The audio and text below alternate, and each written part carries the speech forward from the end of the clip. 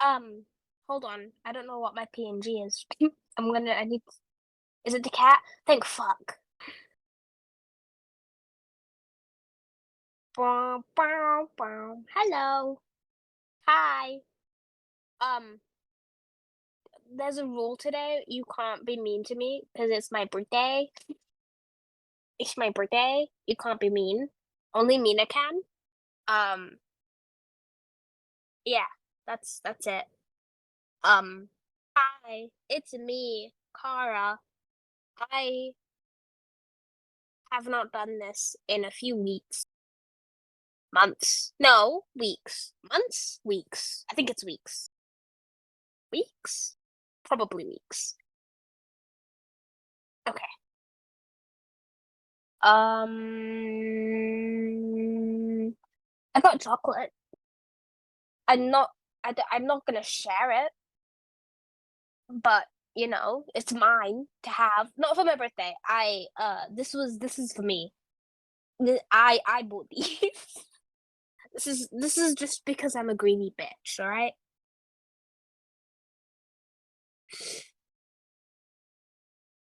Um how do you do this? How did I do this? How did I yap? How do you yap? Um so oh, I have a spinny chair, and you know what sucks about the spinny chair is it hits the sides of my desk. So if you look at both sides of my desk, it looks like they got chewed on by me. It looks like they were chewed on by a human being, but I promise they weren't. I promise. Promise I don't chew on my desk. But it does look like that. It I yeah. It looks like they were gnawed at by a human being. They weren't. I feel like I need to defend myself. They weren't gnawed on, but they might have been, but not by me.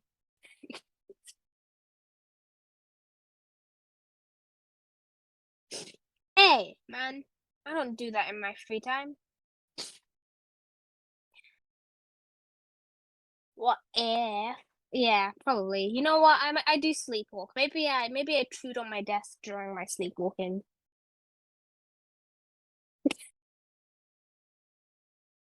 I didn't. I didn't need to say that. They can't hear you. It sounds like I'm talking to myself. Okay. Well, I guess I am.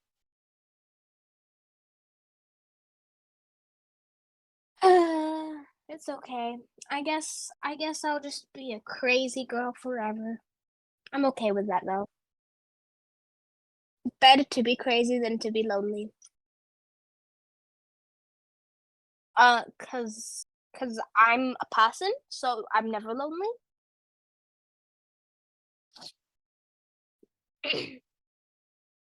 Exactly. Also, not a bad thing to be lonely. It's okay. No, you have me. How dare you? Okay. No, no, I'm in your rules. It's okay. I'm in your rules. It's okay. I'm there. Also, we're like 1% cousins, so technically, we're physically related. So it's okay. No one's gonna understand that. No, I'm gonna put the TikTok in chat. I'm pretty sure it's fake. I'm pretty sure. I didn't fact check it. I didn't fact check it, but like, why would I? Because it's just kind of silly to believe in. It's very silly, but I enjoy that it's silly. To be silly is to be free.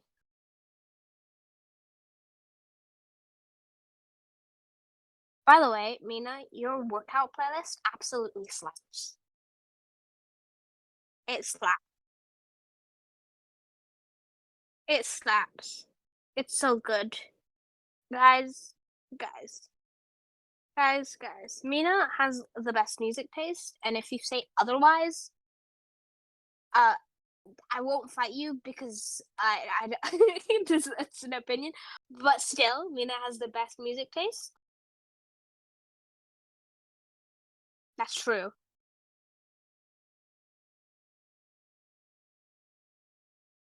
Oh, I'll say it. If you, I'll say it, but I'll take credit for it. It's okay. If you dislike Mina's playlist, then you're white. Sorry, man. I don't make the rules. Actually, I do because I just said it. But you know, Okay, okay. All right, let's switch over to our lovely chill lounge screen. Let's get you out your chair. Oh, you're still in your chair. I Hold need to on. get out of my cat. I'll I have to need to. change. I need I'll have to to change your form. switch to me. There we go. To a cat. Does that make me a furry? I guess Um, I am a furry because I'm a deer. yeah, and your dad lore. Get that shit out of Shut up! here. Do not. Get that No. shit out of here. Get that That was an shit out of accident. I here. didn't mean to switch. I didn't mean to switch to Gary. You giving me PTSD of that damn Gary. Gary, come home slaps. Okay, I I know, can't help it. but it's just that Gary. That one, after you literally I can. gaslit me with that one, I can switch up Gary if you want. you literally gaslit me with Gary. Here, I'll change. I'll change Gary. No, no. I'll change Gary into something more lesbian core. Okay. I was Oh, gonna fuck. say, I'm gonna DM you this. I was gonna say this, Okay, but I hold think on. that's a bit too wild for stream because it's chill vibes. Hold on, let me. I'm trying to reorganize you on the screen. You're upside down currently. Oh, There you I'm go. not sorry. There you go. Now you're sitting in the chair. Hee hee hee. There we go. I sent you the thing. What I was gonna say. Let me look at this. Let me look at this. Oh. Oh. Oh. Hi, Bjorn. Hi. Enjoy the lurk and thank Of you. course. Please do have a good There we go. I day. changed. I changed. Oh, What? you need to flip me. Flip me. Oh, I see that. I see that. Flip me. Oh my gosh. Now do you understand what I sent you? They go. No. They coincide. I've not even been my age for a full day, and I'm already out of pocket. But it's okay. When are you never? I'm. I'm not out of pocket on off stream. That's a lie. That's a bald faced lie. I literally just said it's the most out of pocket thing ever. Uh, Literally. Can I keep it like that the entire stream? Sure, I don't mind. Okay. But Look at him. He's so distinguished girly pop. gentleman. He's so girly pop. But oh, I have to do the introduction. All right, hello. Hey guys, it's your lovely stream Minamoyashi. If you're new around here, hello, welcome. I am a mushroom baker who is here to bake you guys a nice, lovely smile. Who's also a witch and who's also on Uh, vacation. uh, I know, right? you're a witch. I didn't know this. Yeah, my This is witch, not. my witch outfit. Remember? Oh yeah. You need But to come up. You need to tell me the lore behind Mina Witch because I have yet to hear lore. yeah.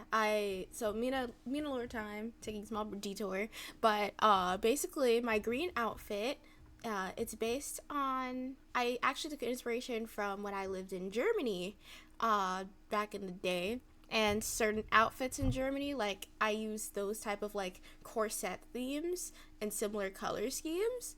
But for the Mina lore, Mina had gotten sick of the city life. You know, she achieved enough at her parents' bakery, and she wanted to, move out and find herself. Like find her own path. Mm-hmm. And so she decided to go to the one place that seems the most familiar to her, Europe. Europe. So she Oh wait, you have told me this. yeah, and we're getting to Oh the best part. yeah. So Mina and Mushi, they went all the way to Frankfurt, Germany. Um Yes, that is a real place. You can look it up, Frankfurt. Um, but they went there and they decided to make a small little home in the woods. And not just any home, this was a little bakery hut, but also this hut was made out of gingerbread. So we have a gingerbread bakery in the woods to help any lost travelers or any visitors that wish to seek the mushroom witch to see if her delicacies can fill their stomach. Mushi. Oh yeah. Oh, don't diss Mushi like that. No, I didn't diss Mushi. Yeah, that was another entity in that sentence. I was dissing that one. Originally, Mushi was a chat bot, but then I changed it. Mushi, my beloved. I think I still have the art piece I did of him not too long ago. Hold on. I know We love Mushi in this house. You made Mushi a homosexual. Yeah. You made him a pride sticker. Exactly. And also I still can't say it on stream. yeah, what you're gonna say? Yeah. No. There you go. Let me. That's what you did to Mushi. Hold on. Let me save this picture, and I'll put it. I'll show it to the people. I can't get over your little PNG outfit because it's so cute. Thank you. Like, it's so summer and so shroom. I love. I honestly expected you to send what you sent me earlier. Not that. That's crazy. But let me show a picture of Mushi right now. Alright, let's see. Guys, Mushi's a homosexual. Mushi is also Mina's emotional support person. Emotional support homosexual twink. Yeah, the reason why is because I don't know why. You guys were there for the debut day, but if you weren't and you are new, basically, when Mina went into her 500-year sleep, Mushi was the only shroomling to survive the Mushroom War, and he'd stuck with Mina that entire time in the cave, making sure nothing happened to her and took care of her. And little cutie. Yeah, it's so cute. And when she woke up, Mushi was the only one there to kind of like tell her what happened and guide her. So whenever like she's reminiscing about the past and everything, she'll hug Mushi for comfort. Here we go. This is Mushi, everybody. Baby. He has a little bandage because when he was a young shroomling, his Mushi lore, I know, right? When he was a young shroomling, he had stumbled down a hill, and he had tumbled down the hill so fast, people thought he was a soccer ball. And one of the other shroomling kids thought, "Oh, soccer ball, I'ma kick it." And Mushi got kicked in the head, which permanently had injured his shroom. But not the lobotomy. That's why he wears his bandage. Oh God. And the thing I didn't know this part. Yeah, and the person that gave him his bandage was me. Cute. That's so cute. And Mushi wears it no matter what, because it's the memory. It's his favorite memory, even though it's a painful one. He enjoys remembering the first day he met Mina. We love Mushi. Cute. We love Mushi. We love him. Do you guys want the summer outfit lore? Yes. Okay, so summer outfit, the one I'm wearing right now, we're busy, we're in Frankfurt, handling orders, and Mushi realizes that Mina is feeling overworked, and she's overexerting herself, like she's burning herself out, and Mushi's like, I don't know if you guys know, but Mushi speaks a mushroom tongue that only Mina can understand. Oh, of course, okay. That only Mina can understand. So, obvious, it will sound like he's mumbling a bit, but he's not because he is speaking in their mushroom tone. So he asks her multiple times, like, hey, you seem overworked, you should take a break, like, slow down there, Turbo. And Mina's like, no, we gotta finish our orders. And obviously it's summertime, so it's kind of, there's a little heat wave going on, and she's not really taking care of herself. And when day's finished and she's completely exhausted, Mushi decided to book plane tickets to a lovely vacation resort in the Grenadines. And obviously Mina had no idea of this, and Mina's like, no, we can't go, the shop. And Mushi's like, I already got it taken care of. We gotta go, sis. And off they go to the Grenadines. And of course Mina, like, she's barely packed for this and everything too, but Mushi, lovely little Mushi, had designed an outfit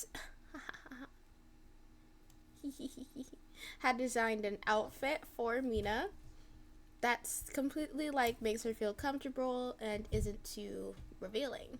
So let's go, we love crisps. But he designed Mina's outfit and everything, and he even got her a new little bow for her hair to match. Or the crisps if you're or chips if you're built like an eagle. Car, you crack me up. Built like an eagle's crazy. But yes. Oh my gosh, it's so hot. My AC stopped working, guys. I'm sorry. The AC broke in the hottest time of the year. This is this victorious heat that they're feeling in the trailer.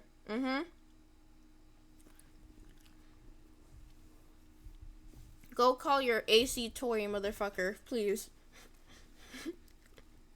Because I'm cooking. Straight up cooking. Fuck the Your stream is becoming sauteed. Whatever shall you do?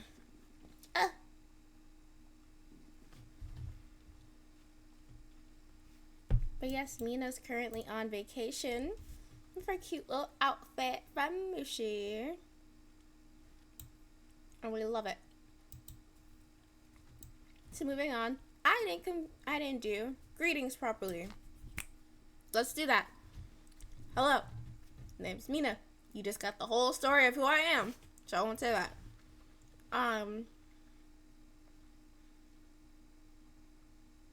Your streamer, yeah. It is. Hold on.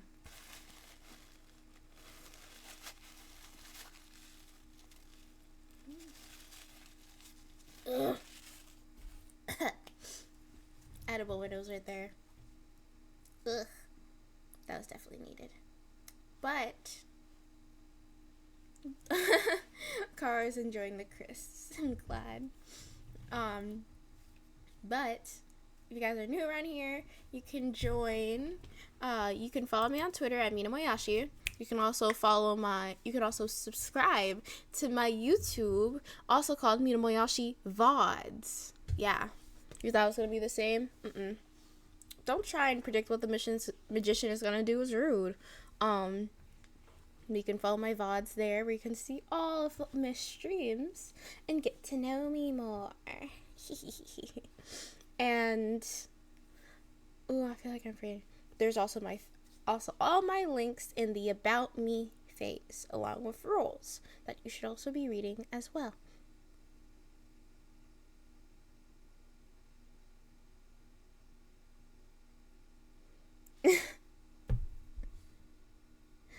It's okay.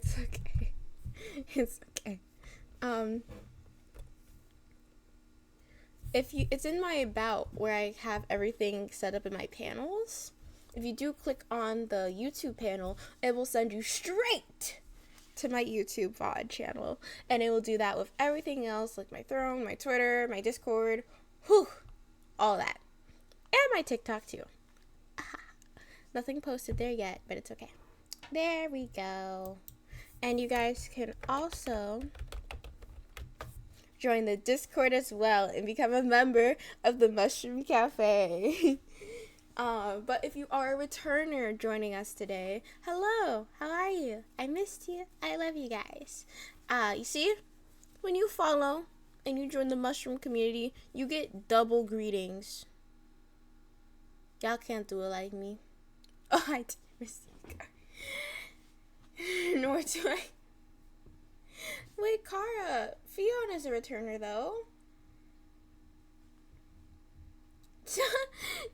Yeah, you had to fix it right there. You had to fix that right there, huh? Yeah. Yerp. And anyways, but thank you guys so much for you coming on. I didn't mean to. You just didn't finish fast enough. You have to type faster than my brain. It's so easy. I'm sorry. I apologize to the birthday girl, but you said I'm the only one that's allowed to be mean to you. So now what? Mm-hmm. Exactly. But still, I'm sorry. On your birthday of all days, I should have waited until after your birthday finished. You're right. You're so right.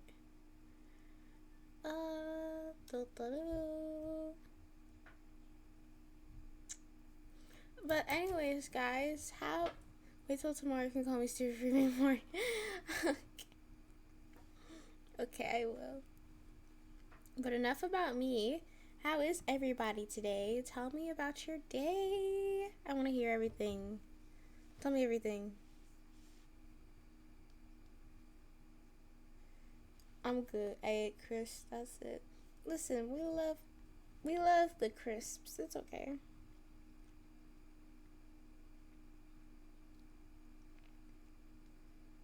We live, laugh, love the crisps.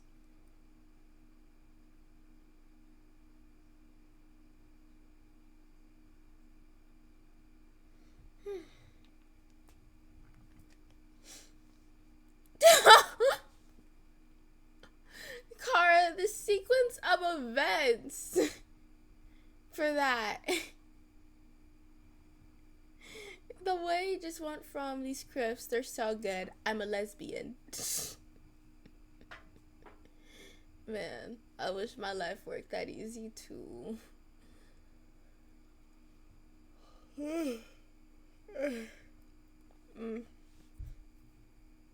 But anyways, I also, let me check what card DM'd me. Oh, capybara. I'm not white. I'm sorry. I'm just unseasoned. Gosh. Goodness, Carabara. Always bringing the good vibes. But anyways, let us start the game. Let me boot it up actually.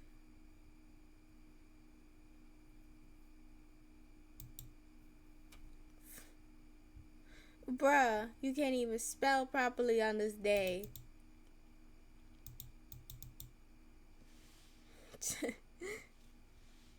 Alrighty, okay. We booting up the game. Since Cara's eating right now, I'll put on some background music for a bit till she's back. Okay. Let me move the music over here. The one game that doesn't crash my PC. I love you. Don't ever leave me. You're mine and mine alone.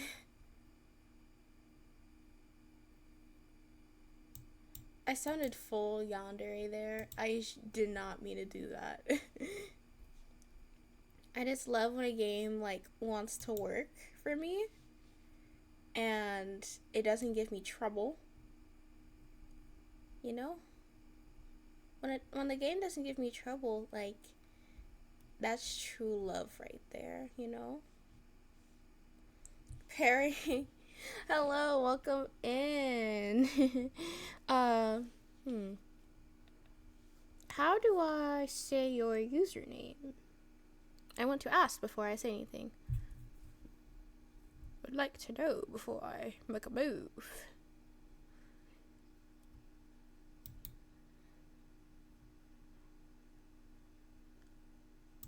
Alrighty, let's exit this out. It's just part of a bird.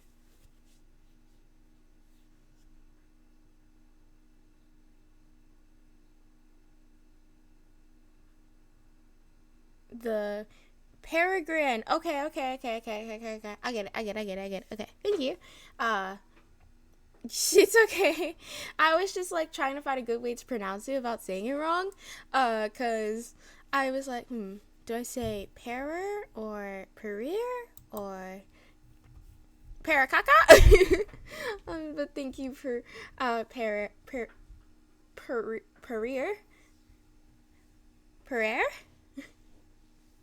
I'm sorry. I'm not gonna spend most of the stream just fucking up. Let me get some good background music real quick. But welcome into stream. So good to have you. I do hope they don't scare you away. And yes, they do bite. That's the number one warning you should know whenever you are here. They do bite. And on purpose. Not even an accidentally mistraining. They just bite on purpose. Yeah, it's just taking our thing so long to load. Let me...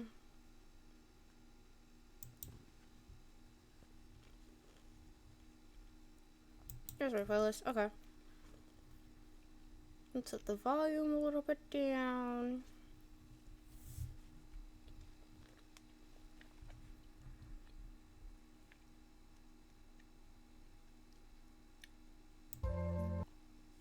That should be a good level. Okay.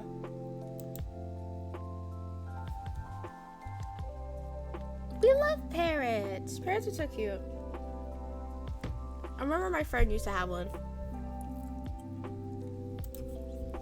Okay.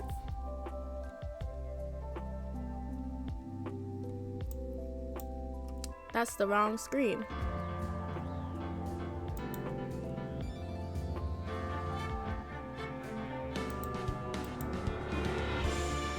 The music overlaps. My bad, guys. The music overlaps.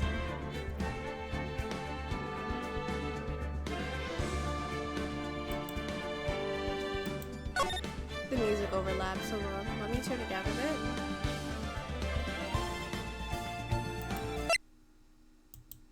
It just goes away then. Okay. Let's turn this on.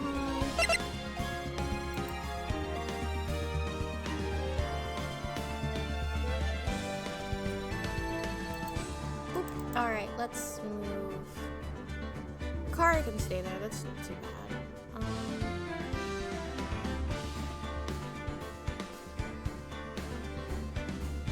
Okay.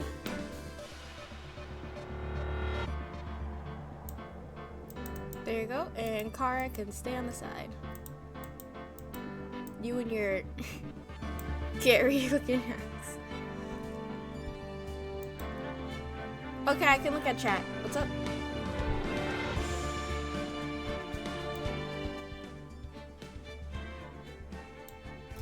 Yeah, you and your coochie platter. We're actually gonna be playing Ace Attorney for a little bit.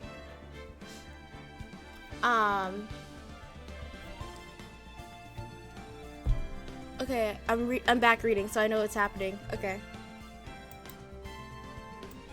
Alrighty. Let's do this. Okay, let me make sure my volume's not too loud on my end. Okay. I'll try my best to catch up with chat. Kara, literally just spam the chat if there's something important I need to see. Alright. Yep, thank you. Alrighty. December 27th, 10 a.m. District Courtroom Number 1. Number 3, actually. Not number 1. Okay.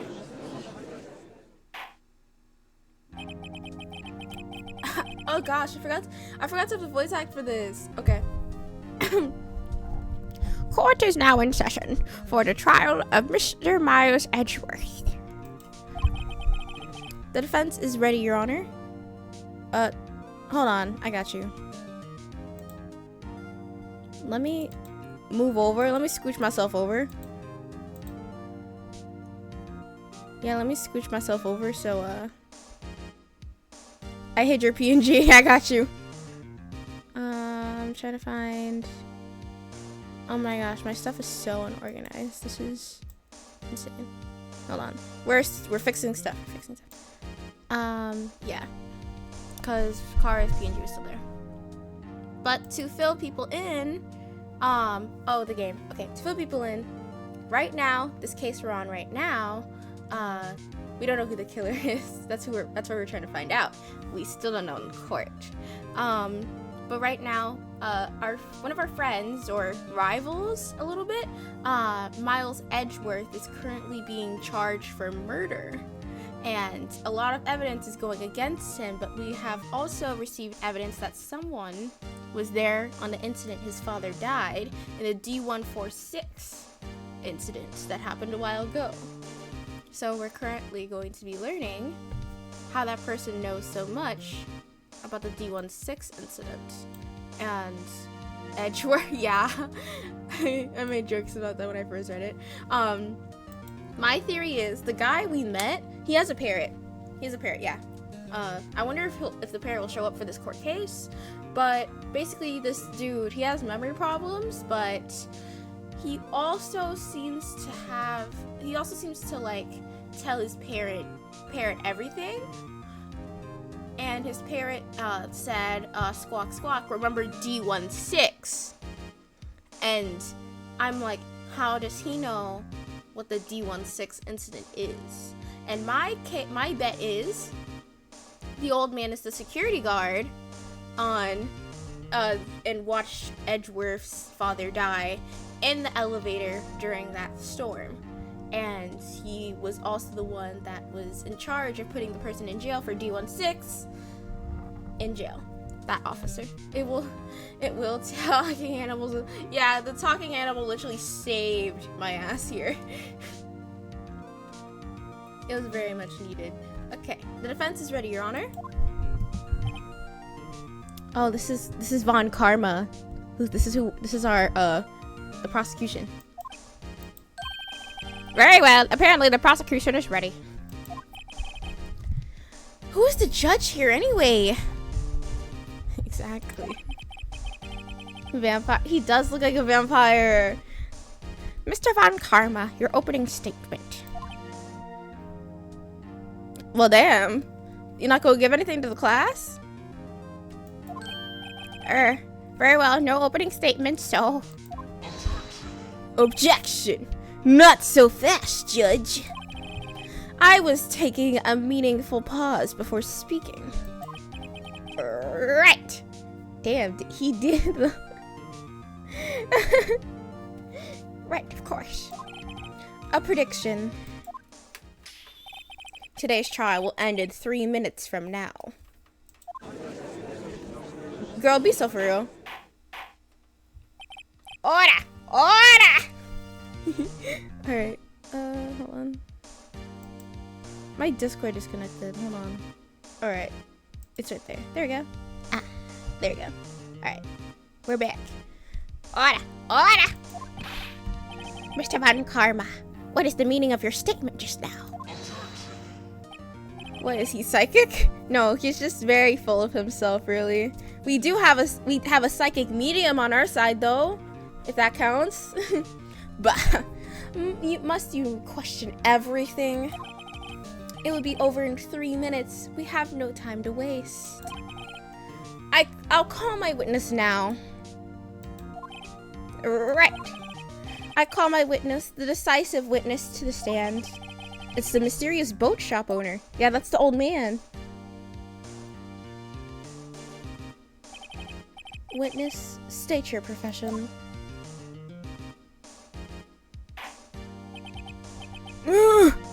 The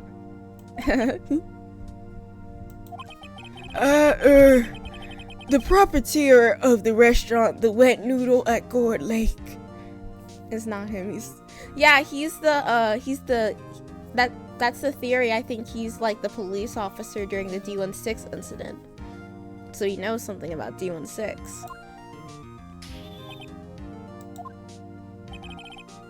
And also rent boats. The night of the incident, you were in the boat rental shop, correct? Yup. Yep, I was. Please testify. Wait a second. We still haven't heard who this guy is. Hold that thought. Wait a minute. The witness hasn't stated his name yet. Because I did not ask him, Mr. Wright. Blah. I have predicted this trial will end in 3 minutes. Stop asking trivial questions and cooperate. Yeah, right. The witness will state his name. He's someone important. Yeah. Well, I'm not really sure. Yep. What do you mean? My memory. Your Honor, the witness does not remember anything beyond the last several years. Ergo, he cannot recall his own name. Can't recall, you say? Yes, but the incident in question took place 3 days ago. He can testify. Very well. Let's hear his testimony then, shall we? Alright, witness testimony, let's do this. Deny the murder. It was the night of the 24th, just after midnight. Yup. I was in the restaurant where I rent boats, as usual. Then I heard a bang. Yup. I think he will mix up 2 cases. When I look out the window, I saw a boat just floating on the lake. I swear, I promise. Then I heard another bang.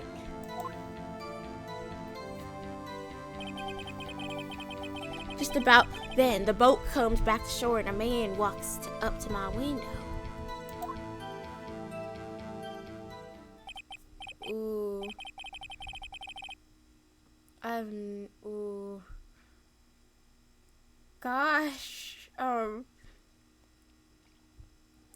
I don't. This is one case I literally don't know. Cause like,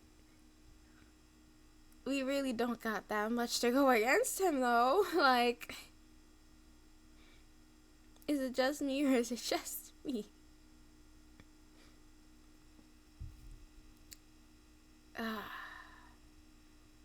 Very well. You may. I'd like to begin the cross-examination. Object. There's nothing to question in my witness's testimony. Ergo, no need of cross-examination. Besides, there's only 10 seconds before our 3 minutes are up.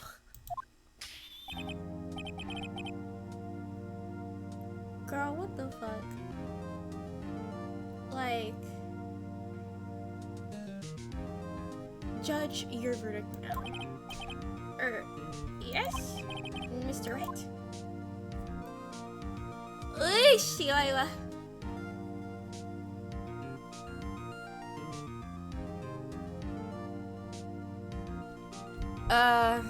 Okay. I'm gonna cross-examine. I don't know what I'll find, but I'll find it. I believe in myself somewhat. Okay. What are you saying? Of course I'll cross-examine the witness. Very well. You may begin. Excuse me, Mr. Von Karma. 3 minutes just passed! I see. Well then, let's just take our time. You may cross-examine the witness. Suck it, Von Karma. It's 3 minutes, my ass. Okay, cross-examine. It was the night of the 24th, just after midnight. Alright. I was in the rush. Okay. And I heard a bang.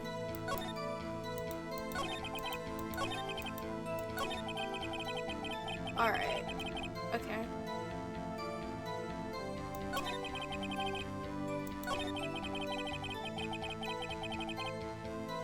He never really said if he actually never described what the man looked like. So it couldn't be our edgy poo if he doesn't know who the man is, if he can't recognize him. That's my guess. I'll press on this. Okay. By your window? Oh shit, my bad. Yep, by my window, right outside the window of my little shack. And could you see the man's face? Yeah. Well, the fog was pretty darn thick, but he was right there in front of me. I saw him. This is rather important detail. Please add it to your testimony. Tisk, tisk, tisk. I have a bad feeling about this. That man was the defendant. He was saying, I can't believe he's dead.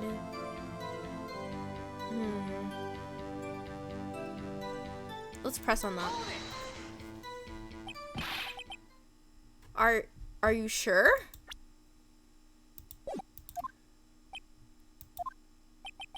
Uh-oh. Dad! Dead certain, Keith! He said, I can't believe he's dead, as he was walking by too.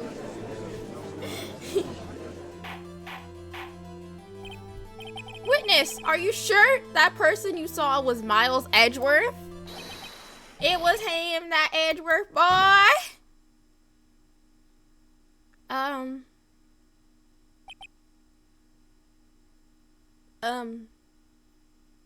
Is he dead? This sounds like a decisive evidence indeed. I see no room for doubt. On karma, he lured me into the cross-examination so he could set me up for a fall. Tisk, tisk, tisk. Nick! I don't like the way things are going here. Everyone in the courtroom is glaring at us. I better act quick on this or the trial's gonna be over. Raise objection. Okay. Your Honor, we proved it was yesterday's trial that it would not have been Edgeworth who fired that gun. Mr. Wright, are you referring to the fingerprints from Edgeworth's right hand found on the gun? And the photograph showing a man firing with his left hand? Exactly. When he does that face, that kills me. That is easily explainable. He could have wiped his prints after he fired. You're ignoring the truth of the matter here. Everything in this witness's testimony is true. The judge is lost in thought. What should I do? Let's raise an objection again. Your Honor, this witness claims that Edgeworth said, I can't believe he's dead. But his word is all we have. He could wipe his face from the shit he's talking. Exactly. He's always trying to think of the hypotheticals, but not actually reality. He's like, he could have switched hands even though he's right-handed. And the prints of the gun were on the left hand. He literally is not eating the way he thinks he is. If he were telling a lie, Mr. Wright, in a court of law, the evidence tells all. Apparently, you have yet to realize even this basic fact. If you say his testimony is a lie, show us proof. Nick, do we have evidence? It's no good. There's nothing I can do. Are you sure? To be honest, I don't know what to do anymore. Please. Can you hear me, sis? Please. We need your help. Nick needs you. Tisk, tisk, tisk. 3 minutes was perhaps too high of an expectation. Rule number 1 in detective is never assume anything. You get it. Exactly. We gotta be open to all the possibilities here. However, hi, Killer. I didn't expect you to be awake, Killer. Why are you awake so early? You're up so early, bro. What's up? What's up, Killer? However, 15 minutes isn't bad. This must be a new record. You only got 3. Bro, you should go to bed. I'm most likely going to be live again tonight, so you can always come back then. Trust, I'm doing an early morning one to get my hours in right now, and then I'll most likely do a late night one with you guys. Trust, I got you, homie. Enough, the witness may leave the stand. Oh my gosh, I don't know what to do. This court seems no reason to further prolong the trial, nor is there any need for more time to decide the case against the defendant.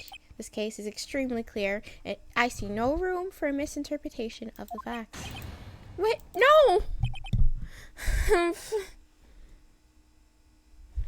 Okay, but just know, Killer, if you are sleepy, just let me know.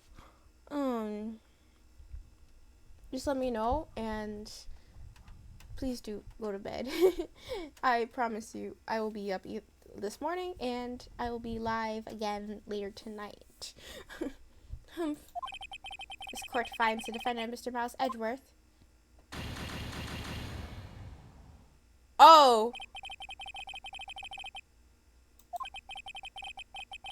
Oh!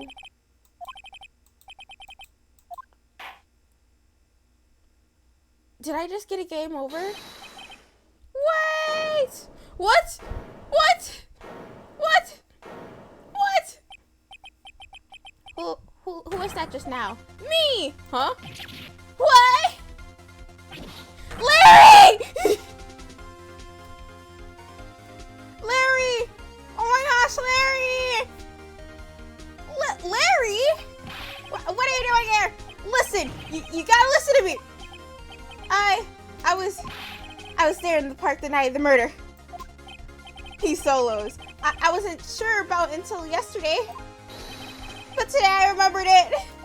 Larry is the GOAT. Remembered what? The gunshot! I heard it too!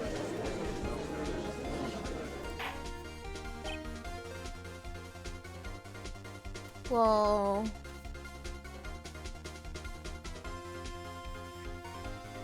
Larry coming in clutch, exactly. My cat Larry could never. Order! Objection! What is the meaning of this? The verdict has been decided. I call for adjournment. One moment, Mr. Von Karma. So, you say you heard like a gunshot? Yeah, I did. A gunshot that night. I was sitting here in the audience listening to the testimony. Then I realized something he said was different from what I remembered. Ooh, do you remember, Larry? Anywho, I can't just sit here and just call Edgy a murder. It's just not right. I'll testify. Let me testify. His outfit's killing me. Order! Order! Very well. This is the first time something has happened like this in my court. I'm not quite sure how to proceed. Judge, you've already given the decision! The trial is over! Nick, this is it. Larry's given us one final chance at this. She's right. If only it wasn't Larry. He could make things even worse. Mr. Edgeworth was just declared guilty, Nick. It doesn't get any worse. You're right. Okay. He was twitching. He was tweaking, man. He was tweaking. Your Honor, if there is another witness, it is our duty to hear him speak. Right here, right now. Okay, let's hear this. A waste of time. The verdict cannot be overturned.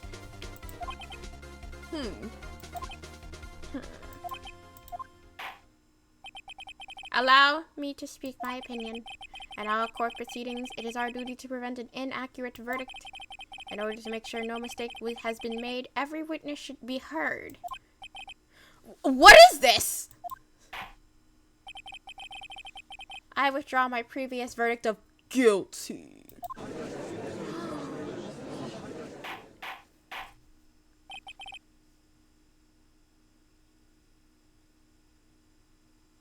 Hold on.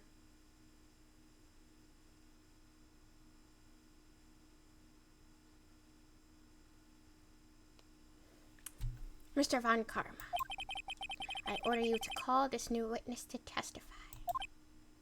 Now! What? You guys love how I voice act Von Karma? I put the pep in my step. Let's go. Yeah. The court will adjourn for 5-minute recess. After that, we will hear this new witness. Court is adjourned. One thing about me, I'ma eat it up. Every time. Thank you. Von Karma, I added some emotion in there, you know. That way you can't tell. Old men. Don't listen. Listen. Edgeworth is once we see Edgeworth again, you can have your man there. I just don't know about Von Karma. December 27th, 10:28 a.m. District Court Defendant Lobby number 2. I think we can ace this. I think we can do this in one sitting. I believe in us. I generally do.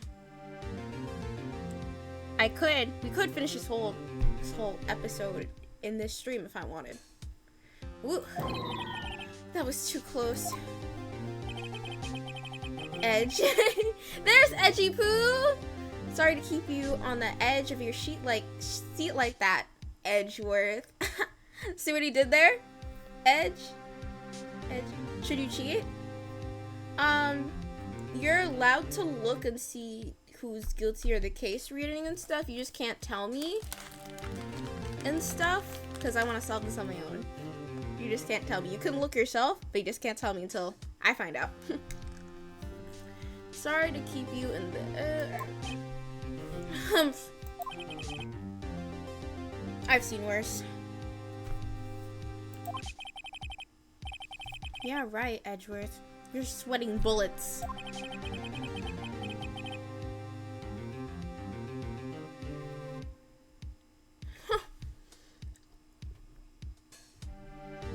I just wonder what Larry plans to say in there. Larry is at the lake that night? Yes. Oh shit. He said he went looking for the Steel Samurai balloon that flew into the lake. I'm eating Skittles, my bad guys. I love Skittles. Oh right. And he found the balloon in the air tank that night. Yeah.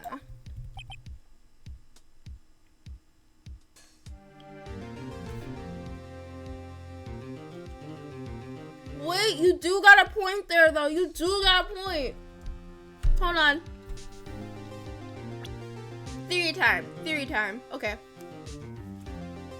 So what if the person that did shoot the first bang had shot the Steel Samurai balloon along with the air tank, causing it to fly out and go crazy.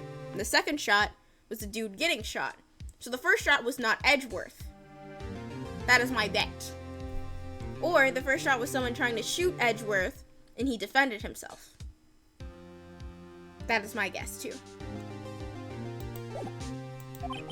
Hey, Edgeworth. Huh? You say something right? Yeah, a lot of things. You seem out of it. What's wrong? It's nothing. Mr. Edgeworth, there's something I've been meaning to ask you. What's that? Why are your fingerprints on the murder weapon? Oh.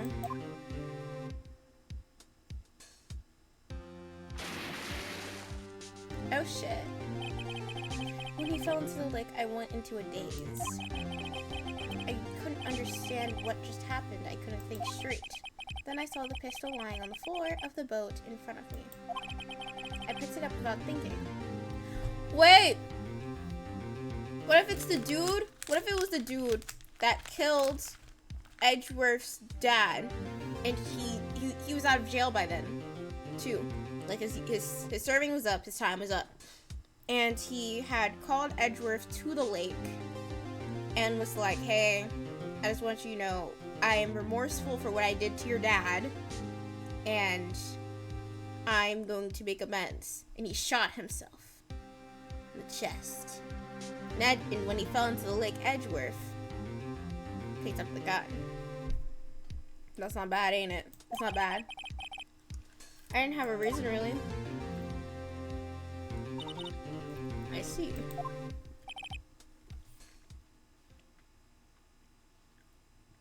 The dude on the lake with, Edgeworth. He's the dude. He's, the victim in this. He got shot. And he was also on the boat with Edgeworth. So, when Edgeworth was the only one to come back to the shore with the boat, and they heard the bangs, obviously people thought Edgeworth killed him. But my theory, I'm stuck on my theory. I'm stuck on it. Yeah? This might be our chance. Our chance? Ron Karma has only ever run perfect trials. Perfect trials? Perfectly prepared witnesses, perfectly complete evidence.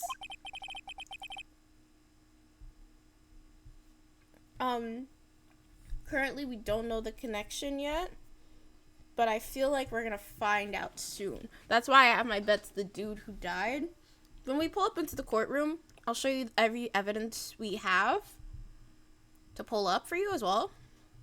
That way you can see everything we've had, the victim, etc. But I generally think it was the dude who killed his dad, aka the DL6 incident. That's the secret to his success. Thank you for the follow, pairing gringo old miner. Thank you. It's the first time he's ever had to deal with something unexpected.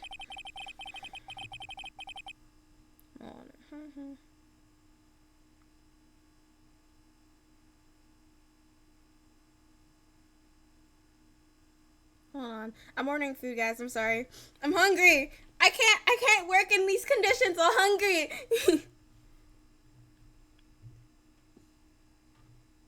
When you're hungry, you just can't work in these conditions properly. All good, all good. I'll just call you Pereira. I'm so sorry. English is so hard for me. But thank you. But yes. Yeah, we're ordering food. I'll share with you guys.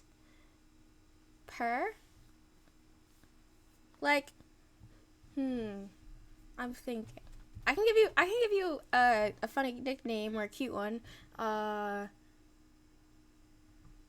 Purr. I could call you Perry the Platypus, if that works. I can call you Perry the Platypus. Hey, where's Perry? He has to let someone he hasn't even talked to testify before the court. And that someone is Larry. Dang, I'm Perry. Yeah, like Perry the Platypus.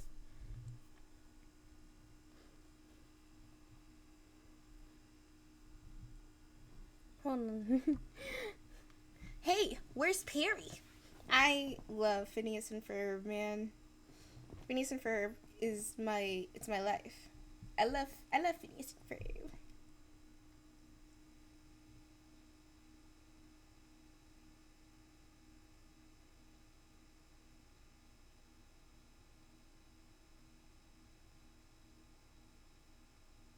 Hold on, let me make sure I'm paying. Really? Oh my gosh, I didn't know they had CDs. I know they had a movie. I just didn't know about CDs in any other case, too. That's cool.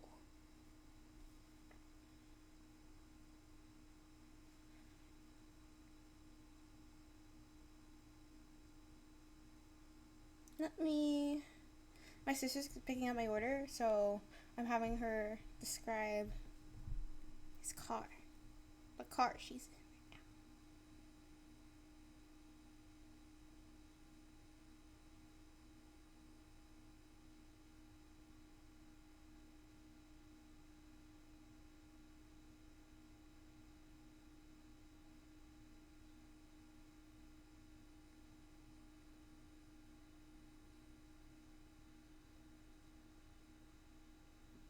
Okay, well, that's going on.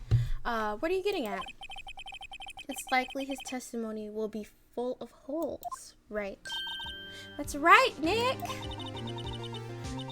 No 10-minute trial this time. We'll milk this one for all it's worth. Hey, it was 15 minutes. 15! Everything's on Larry now. Let's do this. December 27th, 10:35 a.m. District Court, courtroom number 3. I believe in us, guys. Let's do this. Court is now back in session. Witness, please testify to the court about everything that you saw on the night of December 24th, the day before Christmas Eve. Right, leave it to me. Please, Larry, don't mess this up. I hate to admit it, but you're our last chance. Glenn Karma didn't even have time to prep his witness. I just hope Edgeworth is right about this being our big break. Let's do this. The night of the murder. Alright, let's do this.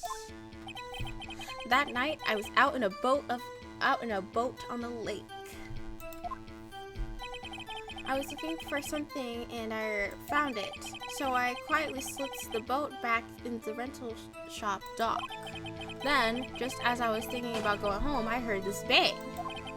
I looked out over the lake, but I didn't see a boat. So after I heard that single gunshot, I went home.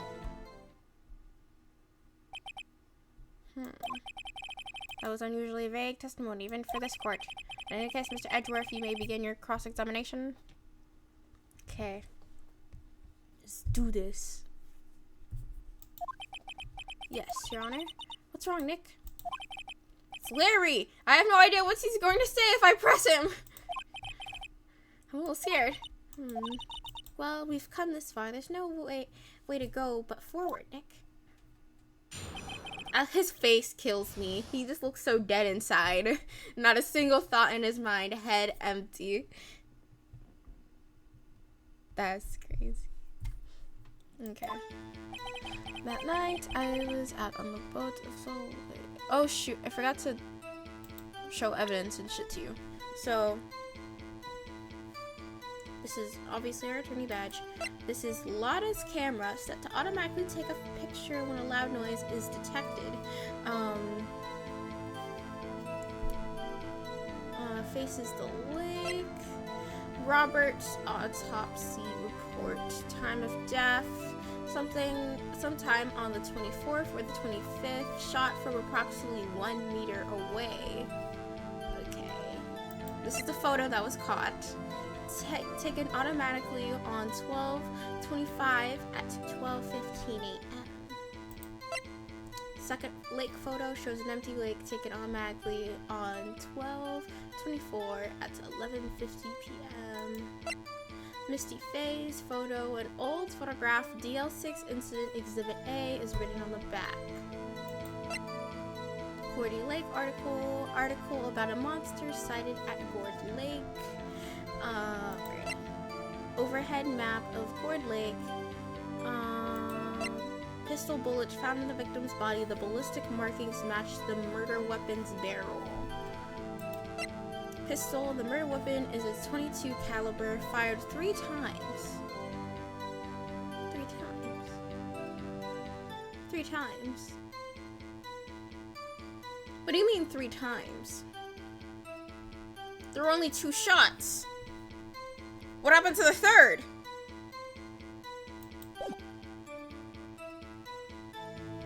What happened to the 3rd? I just clocked that. Wait. I just caught that. What happened to the 3rd? What was the 3rd used for?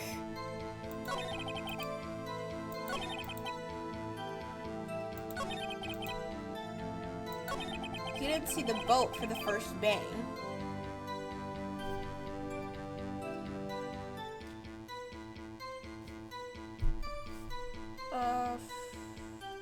Let's see what I have. Let's see what I have to present. What do I got? Lotta's deposition. I heard 2 sounds like gunshots. So there, obviously how did he not hear the second one? How did he not hear the second gunshot though? Also, this is the parrot, the erstwhile companion of the boat shop caretaker, answers to the name Polly. DL6 file incidents. The photograph of the DL6 incident, that's Edward's dad. Metal detector. Let's use this. Okay. Wait a second, Larry. What? You only heard 1 bang. You're sure? That's what I said. But Miss Lotta Hart testified yesterday that she heard 2 bangs. And the old man just now said the same thing. I'm thinking that DL6 and this one is the same murderer. Yeah, that's a good guess because the DL6 murderer got scot-free and an innocent man was convicted. The murderer didn't face time, so he's still out there. Okay. They both heard 2 gunshots that night. Huh? Were you even listening? Were you paying attention at all to what they said? Yo, Nick, please. Huh? You know something's been bothering me. I'm a witness, see? I'm like a customer here. So you gotta treat me nice and stuff, okay? Oh, we're gonna fail this case so fucking bad. Mr. Butts. What? You only heard 1 gunshot. Are you sure? Well, to tell you the truth, I'm not sure. Oh my god, we're gonna fail this case!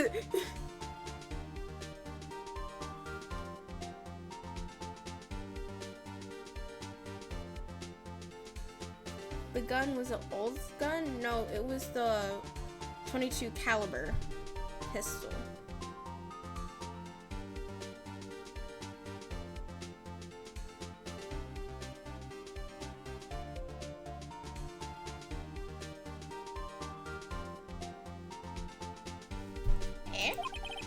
Not sure? How could you not be sure?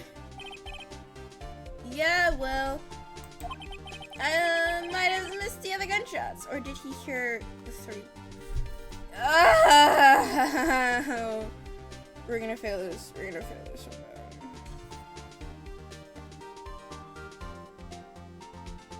We're so gonna fail this. Cause brother, how?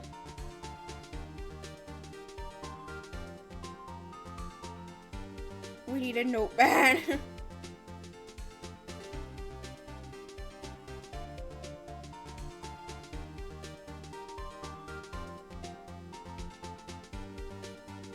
Just like...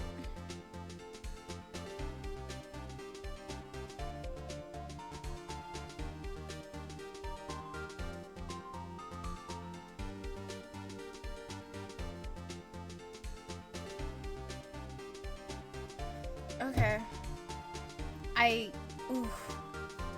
We need a notepad. Oh, brother, we need more than a note. We need to call a friend right now. I was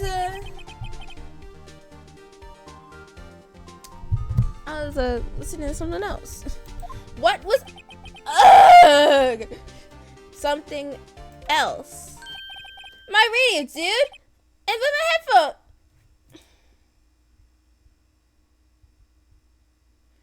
We're so fucked. We're so fucked. What?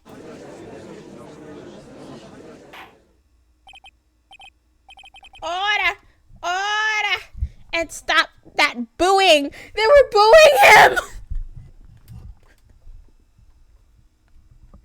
They were booing him. They're like, boo! Tomato, tomato, tomato! They were booing this man. They said, get him off the stage. Get him off the stand, actually. Mr. Butts, you were listening to the radio of your headphones. Yeah. So what? That's a crime? I listen to my radio. Everybody listens to the radio. What's the big deal? Mr. Run Karma, your opinion? Waste of time. I do not accept this witness, nor his shoddy testimony. Well, Mr. Wright, should he continue? Continue? I'm gonna find something, Your Honor. Please allow the witness to continue his testimony. Bah! Nothing is more pitiful than a lawyer who doesn't know when he's lost.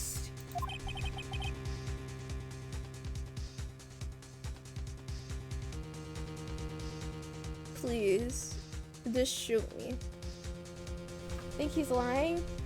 Vampire dude?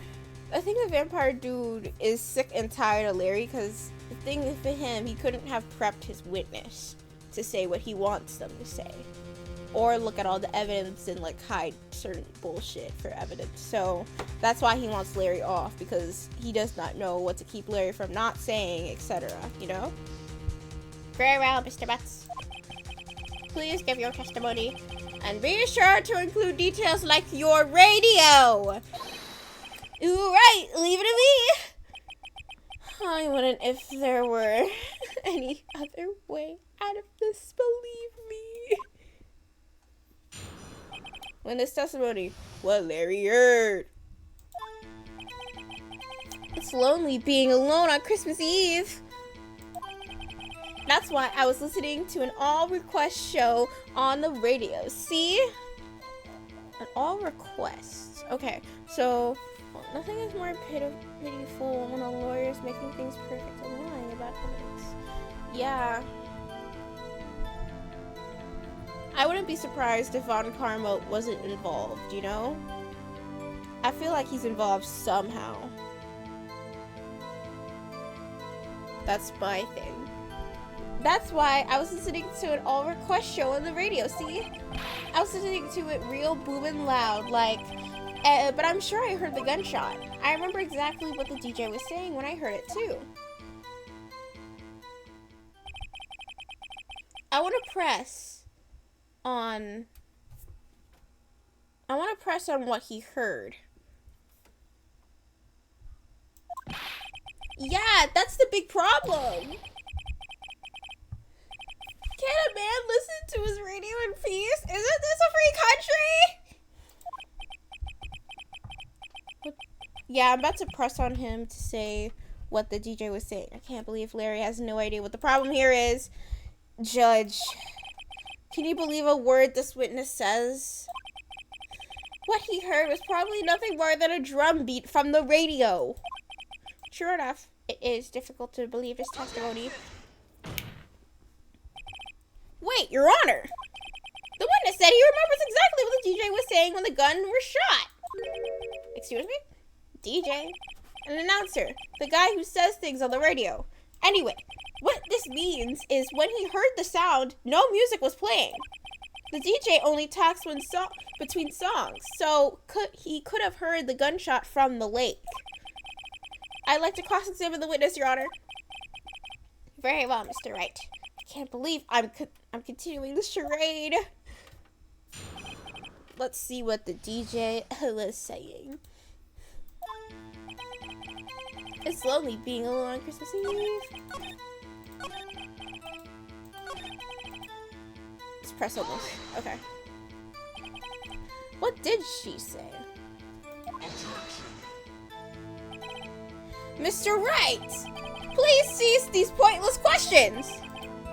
What possible good could knowing what the radio DJ said to do us? Indeed, Mr. Rottenkammer has a point. I'll allow the question only. We should care. Why are you instantly trying to brush off evidence? We should care, Your Honor. Of course we should care. Why? Well, how do you know if we don't ask him? Fine, very well. Stop brushing off evidence like this, you old bitch. Mr. Butts, please testify to the court. What was the radio announcer saying when you heard the gunshot? And then, just when she said, hey, it's almost Christmas, I heard the gunshot.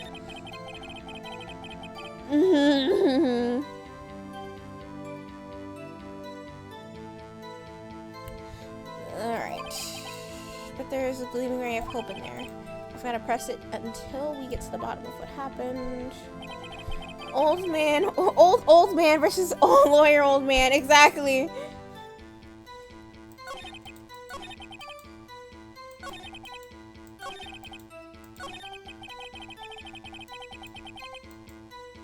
What do we got?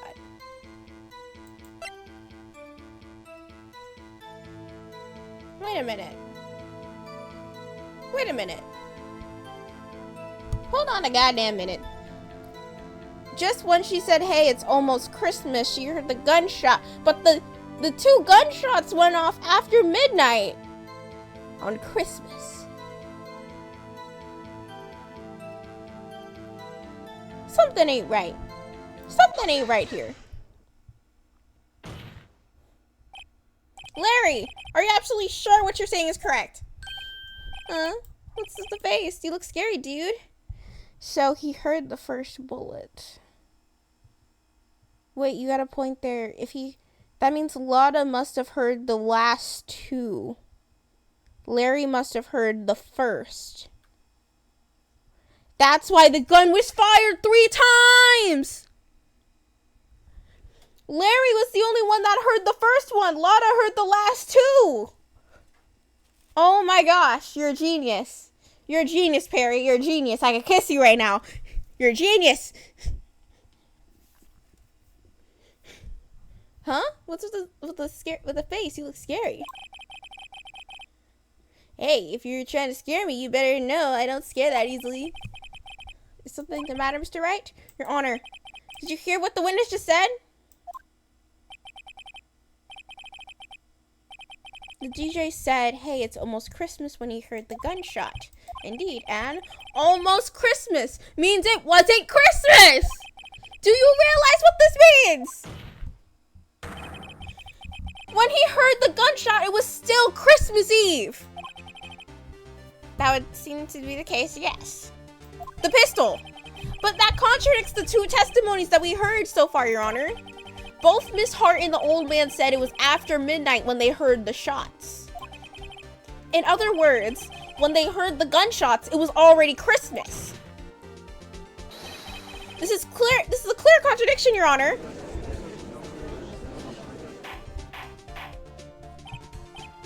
Order! Order! Oh my gosh, we clocked it. Good job, chat. Good job, chat. You did so good. What does this mean? The 2 prior witnesses heard the gunshots after midnight. However, this witness says he heard the gunshot before midnight. Judge, the answer is simple. The current witness is plainly mistaken. Just look at him. Suspicious. Either way, good job, Perry. You get a kiss. Mwah. What? What? Well, Mr. Wright, what do you think about Mr. But? Larry's right. Larry's not mistaken, Your Honor. he heard the gunshot before midnight. Intriguing. I'm assuming you have evidence of this wild claim. Show me evidence. There was a gunshot before midnight. The second lake photo. This was 11:50 p.m. Oof!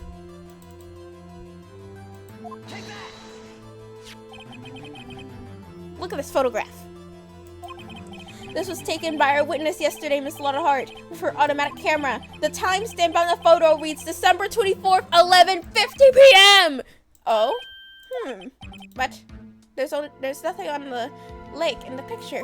You're such a fucking dumbass. You're so dumb. Why are you so dumb, man? Your Honor, the real issue here is not why nothing is shown in this photograph.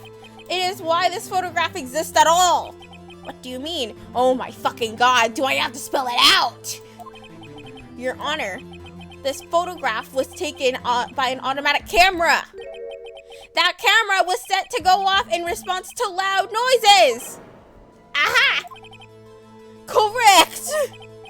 There was a loud noise at the lake at 11:50 p.m. That is why the photograph was taken.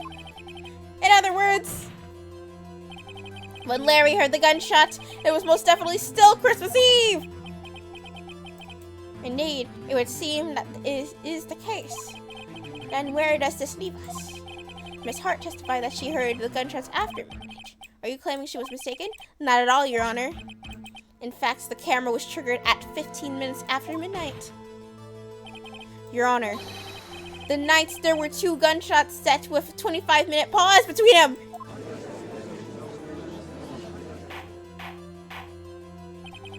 Why would this be? Don't be fooled, Judge! The camera was set to respond to loud noises! Yes?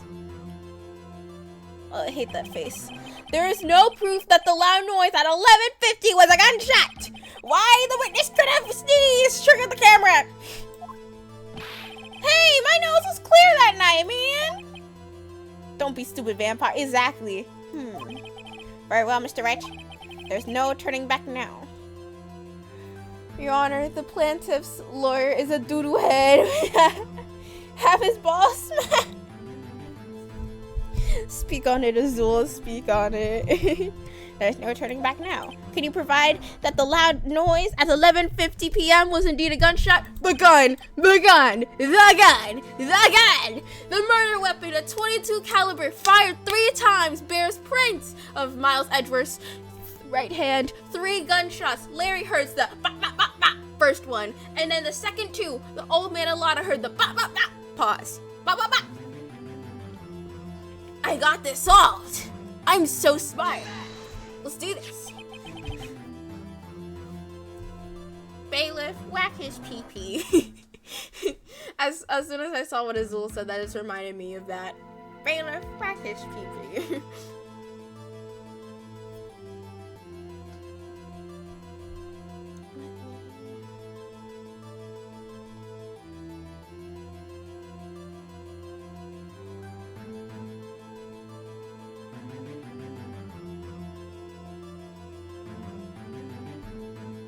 Hold on.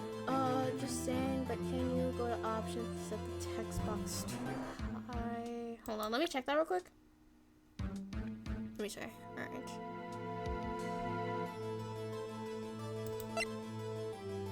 Okay. Does that work? That all good? Alrighty. Alright. Look, that looks good. There we go. Okay, thank you. Alright. Let me...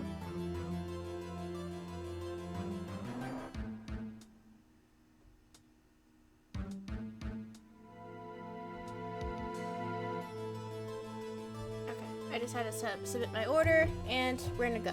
Alright, this is my evidence. The murder weapon? Something about this pistol is bothering me, Your Honor. Both of the witnesses who testified yesterday heard 2 gunshots. However, the murder weapon was fired 3 times. When then was the last shot fired? Yeah. Only now have I realized the truth. The 3rd shot was the shot that Larry heard just before midnight. And that's on Larry. I got this. Order! Order! That would make sense of the evidence we've seen so far.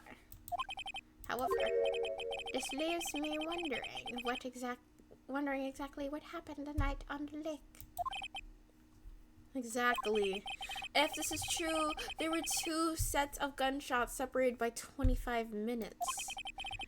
One at 11:50, another after 15 minutes after midnight. Why, I ask you? Why? Uh-oh, I better think of something quick.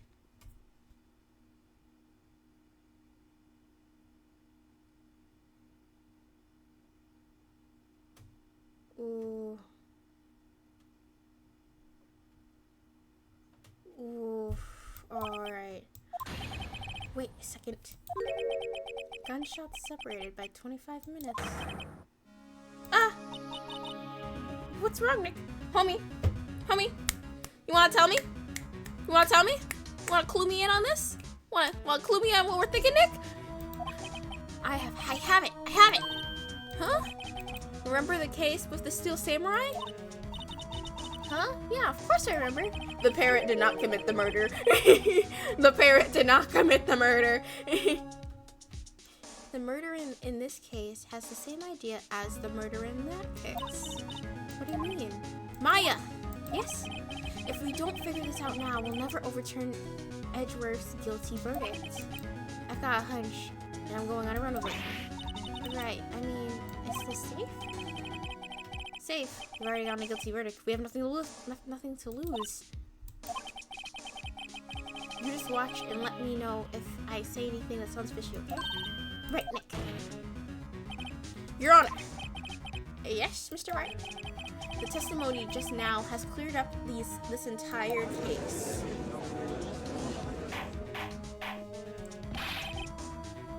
What do you mean, Mr. Wright? Tisk, tisk, tisk. So you finally realized the truth? I fucking hate this guy. There can be no other murder than Miles Edgeworth himself. No. Wrong, Von Karma. A man was shot that night, but it wasn't Edgeworth who did the shooting! Listen, rookie. Take a deep breath and consider the facts. At the time of the murder, one boat was on the lake. It was shown by the map witness photograph. The defendant Edgeworth and the victim Robert Hammond were on the boat, that boat. Oh, shit.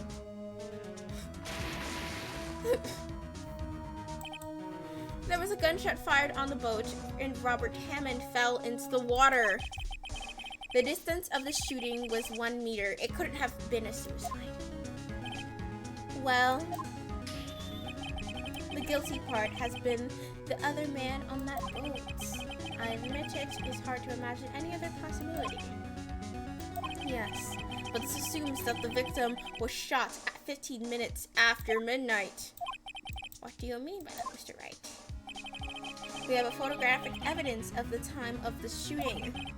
The timestamp on the photo says 00:15. But Larry heard a gunshot 25 minutes before that. Robert Hammond was killed then, 25 minutes before the shot on the lake. That's the only way that Edgeworth could be innocent. Mr. Wright, are you quite mad? Explain who the 2 men on the boat are. Edgeworth and the murderer! Of course it was Edgeworth and the murderer.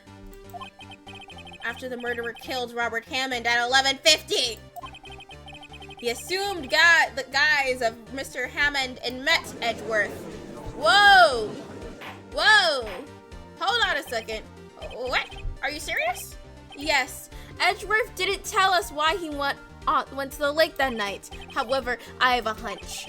That night, Robert Hammond called Edgeworth to the lake. Now, Edgeworth didn't know Robert Hammond's face that well. That's why he didn't suspect anything when the murderer took Robert Hammond's place. I'm not sure what to make of all this. Ludicrous! I love Ludacris. That's my favorite. That's my favorite. That's my favorite man right there. Ludacris. We love Ludacris in this household. I'm sorry. Mr. Wright, tell us the name of the murderer then. The murderer's name? Right, that's... I don't actually know. Actually, I don't know the murderer's name. You don't know? Bah! Again! You waste my time! Ludicrous sounds... Oh, it sounds like licorice. Yeah. Ludicrous, licorice. Just spelled similarly. I don't know because he never told us!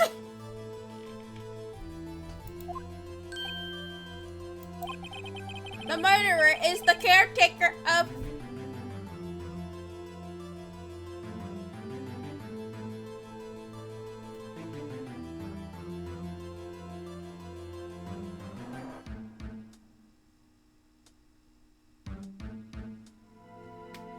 The murderer is the caretaker of the boat shop! That old man! Oh. At 11:50, he was the one who killed Robert Hammond! The caretaker of the boat shop? Where did he do this? There weren't any boats in the lake then! He's old enough to be in the DL6 case, exactly.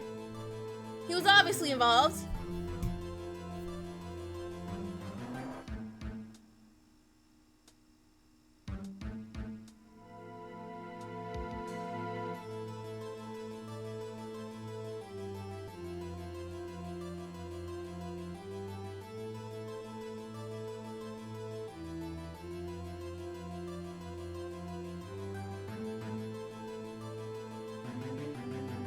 Hold on.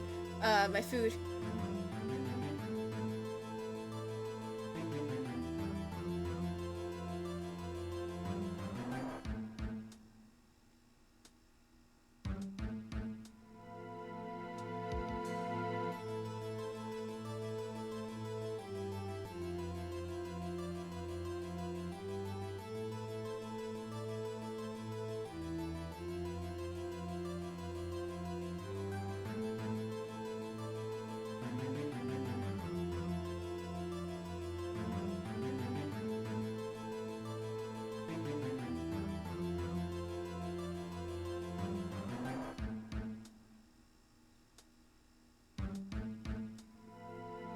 Hold on.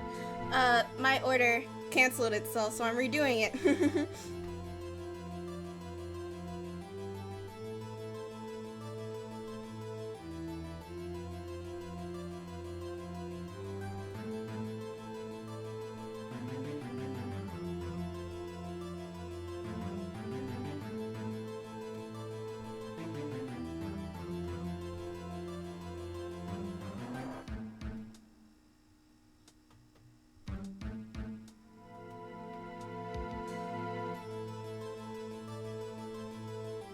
I got my money back. Don't worry. I got you guys.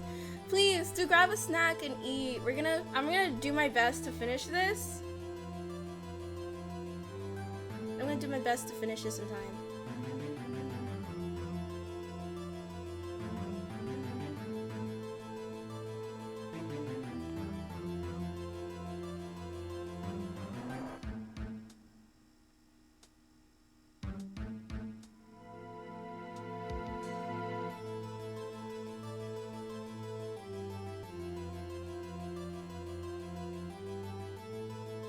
Okay.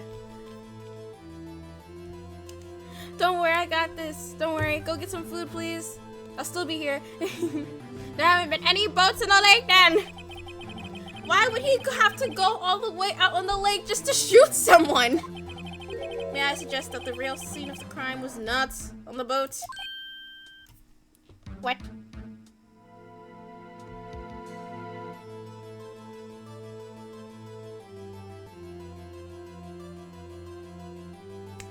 I got you. I got this.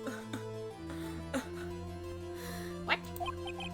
Well then, where did the murder take place? Show the judge where the murder actually took place. Okay. The boat shop. Inside the shop. Here, of course, the boat shop where he lives. That way he could meet the victim without anyone seeing. Do you have proof that the boat shop was the scene of the crime? Recall Larry's testimony, if you will. Larry, please! That night, he was out on the lake in the boat searching for something. He finds it and returns the boat. Then, just as he starts heading home, he hears a gunshot. He heard a gunshot, Your Honor, even though he was wearing headphones at the time. In other words, the gunshot was very, very close by. Clock it. And where would it be if he had just returned to the boat? The boat shop.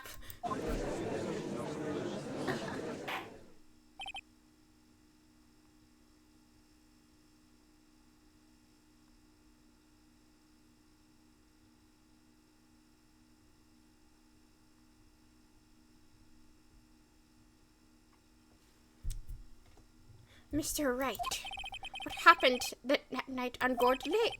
Please tell the court from the beginning. Yes, Your Honor. Nick, are you sure about this? Not really. But I think if I start at the very beginning and I take it slow, I might just be able to figure this out. Okay, let's do this. Excuse me. Fucking hell. That night, the caretaker of the boat shop was called Robert Hammond to his shop. Oh shit! The bird saw it! The bird witnessed the blinking being pulled out! This was around 11:50. That was when the gunshots that Larry heard was fired. After that, the caretaker put on Robert Hammond's coat to become Robert Hammond. Then he got in the boat with Edgeworth and went into the middle of the lake. Then who fired the pistol on the boat? The boat caretaker, obviously. Of course, it was the murderer who shot the pistol. He shot twice. Both missed Edgeworth on purpose. Wait a minute. Of course, yes. Why would he shoot twice if he didn't mean to hit anyone? Details. Know this, Mr. Wright. The moment you run out of explanations and the moment you lose. Tell us why the murderer had fired twice. To create a witness! I believe he shot twice to create a witness, Your Honor. Create a witness. The murderer lifts his pistol and fires one shot. That ensures that anyone who heard the shot would look at the lake. Indeed, Miss Hart did exactly that after hearing the first gunshot. Next, the murderer waits a bit and he fires again. Then, he jumped into the lake! The murderer jumps from the boat himself, leaving the pistol in the boat behind him. I see. To someone looking from the edge of the lake, it would appear that the one of the men on the boat had shot the other. The murderer didn't know about the automatic camera, of course. That's why he shot twice, to draw attention to the boat. Once you realize that, everything falls into place. The boat shop caretaker swam back to his shop. Then he put Mr. Hammond's wet coat back on the body, and he threw the body into the lake. This is what happened, Your Honor. These are the events that transpired that night on Gourd Lake.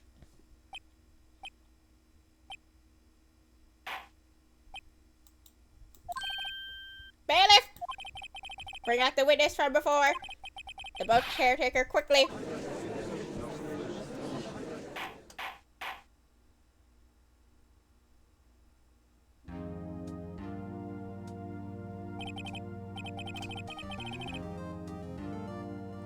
Ooh.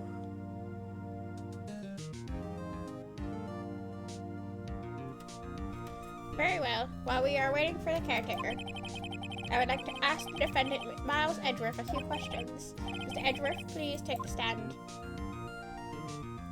That's my man right there. That's my man right there. Mr. Edgeworth, you heard what the defense has said. Come on, Edgy. Yes. Very well. Why did you not go to the lake that night?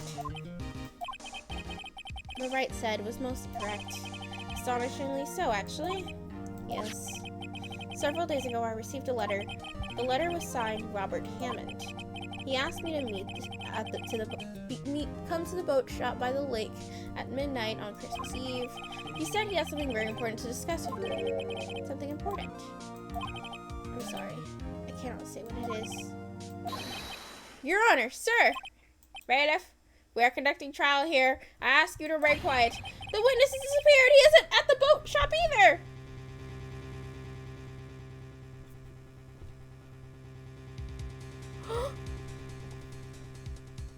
What do you mean he's missing?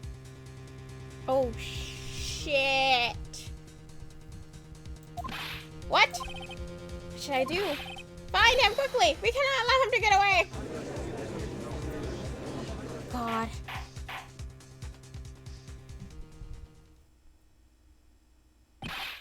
Mr. Von Karma, your witness has disappeared. A search warrant has already been issued. It goes without saying that I cannot declare a verdict under these circumstances. I will extend the trial until tomorrow, the final day allowed. I request that the police department utilize all its forces to find that witness. Am I understood? One more thing. Just who is that boat shop caretaker? I think his identity has become very important to this trial. I want him, and I want to know who he is. Very well. Court is adjourned.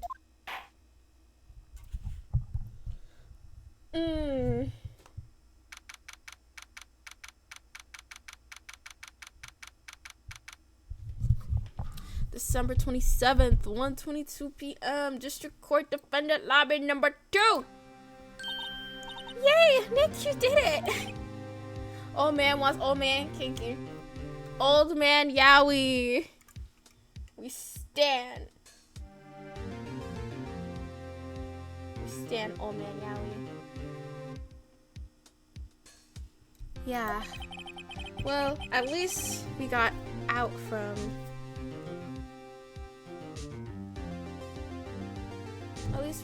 under that guilty verdict. What about Larry? That was something else. Even Von Karma didn't know what to do with his testimony. Larry really did help us out. Sure, once I shifted through his unique testimony. Still, he did save us. I just wish our cases weren't...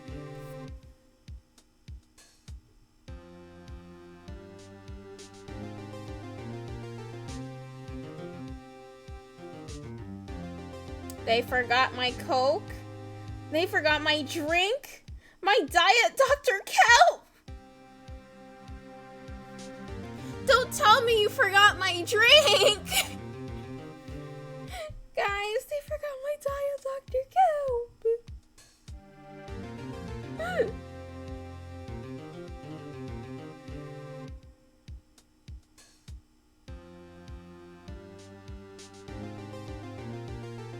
They forgot my drink. That's blasphemous. So sad. So mad. I just wish our cases weren't so down to the wire all the time. I know, what do you mean? Sometimes I feel like it's us on trial instead of our clients. Hey, Edgeworth. Mr. Edgeworth? Did you say something? Don't look so pained. I mean, it looks like you're probably going to get off the hook. You should try to smile just a little. Relax. I'm sorry, but I fear it's not over for me yet. What do you mean? Right. There's something that's been troubling me for a long time now, and I don't know whether or not to tell you. Edgeworth? No, there's so little time left. I want to tell you to get it off my chest, but I can't make up my mind. What is it about, Edgeworth? It's a nightmare I've had. A memory of a crime that I committed. A crime you committed? A memory of a murder. Was it D16? Was it DL6? It was DL6, wasn't it? Let's save our progress. And yes, we are going to continue. We're going to keep going until I complete this case. I don't care how long, I don't care how long it's going to be. I have a feeling it is DL6.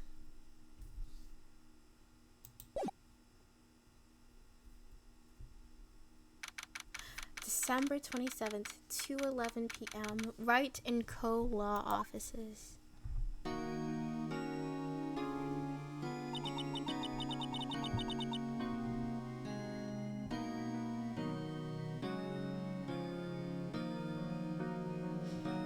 What was Mr. Edgeworth talking about? A memory of a crime that I committed. A memory of a murder. Do you really think Mr. Edgeworth killed?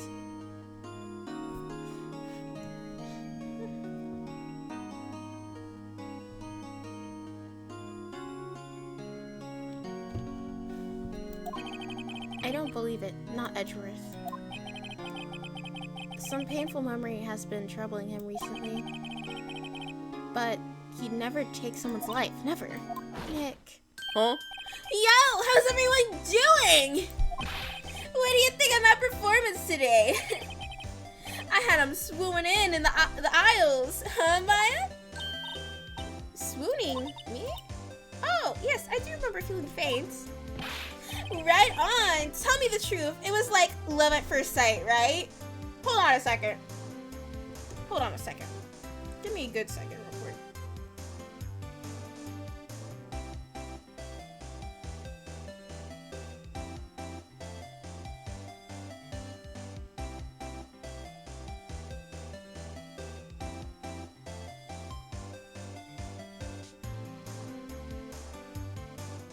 Is this legal? Larry? Is she of age? Before you continue, please, tell the class. Right, Nick? Huh? Me? Oh, well, maybe my heart skipped a beat or two? Oh, that face. I think you could do better than that. Come on, I saved Edgeworth in there, dude. Edgy? Exactly. Larry, I am a lawyer. I will be able to put you behind bars if you don't chill. Please.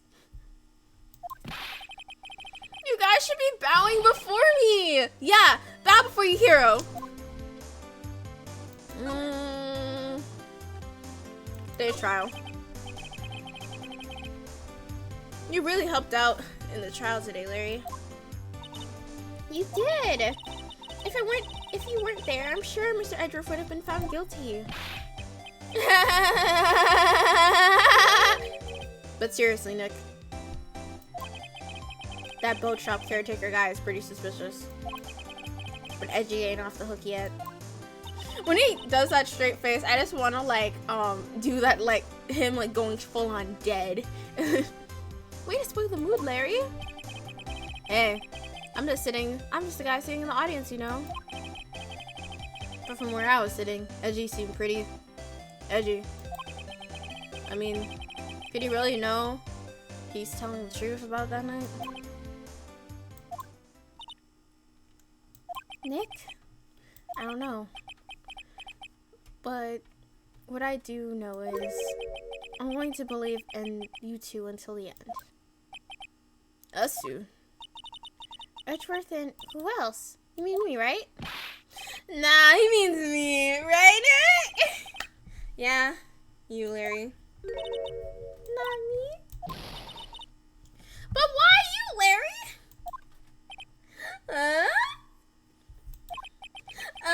Actually, yeah. Why me, Nick? To catch you up, we just hopped in here and we're talking to Larry because it's still the same day of the trial that just went on, and right now, Larry's like, how do we even know Edgeworth's telling the truth? Like, what if he actually did do it? And Phoenix is like, you know what? No matter what, I'm gonna believe you both, him and Larry. And Maya's like, what about me, bitch? And Larry almost caught a case because he was like, love at first sight, right? At Maya. So I was like, bitch, I do not think she's legal. I am a lawyer. I will put you behind bars. Enough about the silent treatment. Edgeworth. Nick. Why do you trust Mr. Edgeworth so much? I mean, he's changed recently, true. But when we first met him, he was kind of a jerk, don't you think? You didn't know him back then. Back when you wanted to become a defense attorney. Wait, was that when you two were classmates? Yes, in grade school. They saved me, Mom. They saved me. Miles. And Larry. They saved me and I'll never forget that. That's why I became a defense attorney, you know? What? Hey, Larry, what's he talking about? Sorry, I kind of forgot. Okay, Nick, out with it. I'm going to hear this story today, and that's final. Okay. It's kind of a long story, so hang in there. It was the very end of 3rd grade. I was on a trial. I was on trial, a class trial. Okay, thank you so much for joining us, Perry. I'll be back on tonight, but please have a good day, and I'll see you around. A class trial? Class trial. You remember, Larry? Spring, end of 3rd grade. A kid in our class got his lunch money stolen. Lunch money? Our school was very small. Every month, kids would bring in an envelope of money for lunch from home. Huh? I see. Anyway, the kid's envelope disappeared, with $38 still inside. Oh yeah. Now that you mention it, I do remember that. I could see why you'd forget, though. You were out of school that day. Anyway, the envelope had been stolen during PE class. I was coming down with a cold, so I skipped PE that day. I was the only one not in class. So, they thought you did it? Yeah, the kids in class said I should be put on trial. Trial? So the next day we held a classroom trial with me as the defendant. Aww. I didn't do it! Guilty! He did it! Guilty! It was you! Dave, give the money back! You're such a meanie! No one play with him! Just admit you did it! You can't hide the truth! Tell us the truth! You're not gonna play with you anymore! Yeah! And no bar or razor shouldn't be allowed to be like me! Okay, I get it. Now, Phoenix, you know you shouldn't steal people's money. It's not right. In the end, even the teacher thought I'd done it. Go over and apologize, Phoenix. Aww. I didn't know what was happening. I was so sad. I couldn't stop crying. Everyone was staring at me like I'd done it. I tried to apologize. I went to where the boy whose money was stolen was sitting. That's when it happened. Objection! He shouldn't have to apologize. The only thing that belongs in a trial is evidence. Anything else has no say. You should all be ashamed. Amateurs. Miles? It wasn't you who stole the money. My money, was it? No. Then you shouldn't apologize. Everyone's been shouting you did it, but no one has any proof. That is why, Your Honor, this boy is innocent. But Miles, it was your money that was stolen. Yeah, he did it. He stole it. You don't need no proof. Make him say he's sorry. Why don't you all just shut up? This is always how it is. Everybody's ganging up on picking on one person. Just think how he feels. He said he didn't do it, so he didn't do it. Clock it, Larry. Very well. I will place the money myself. This class trial is over.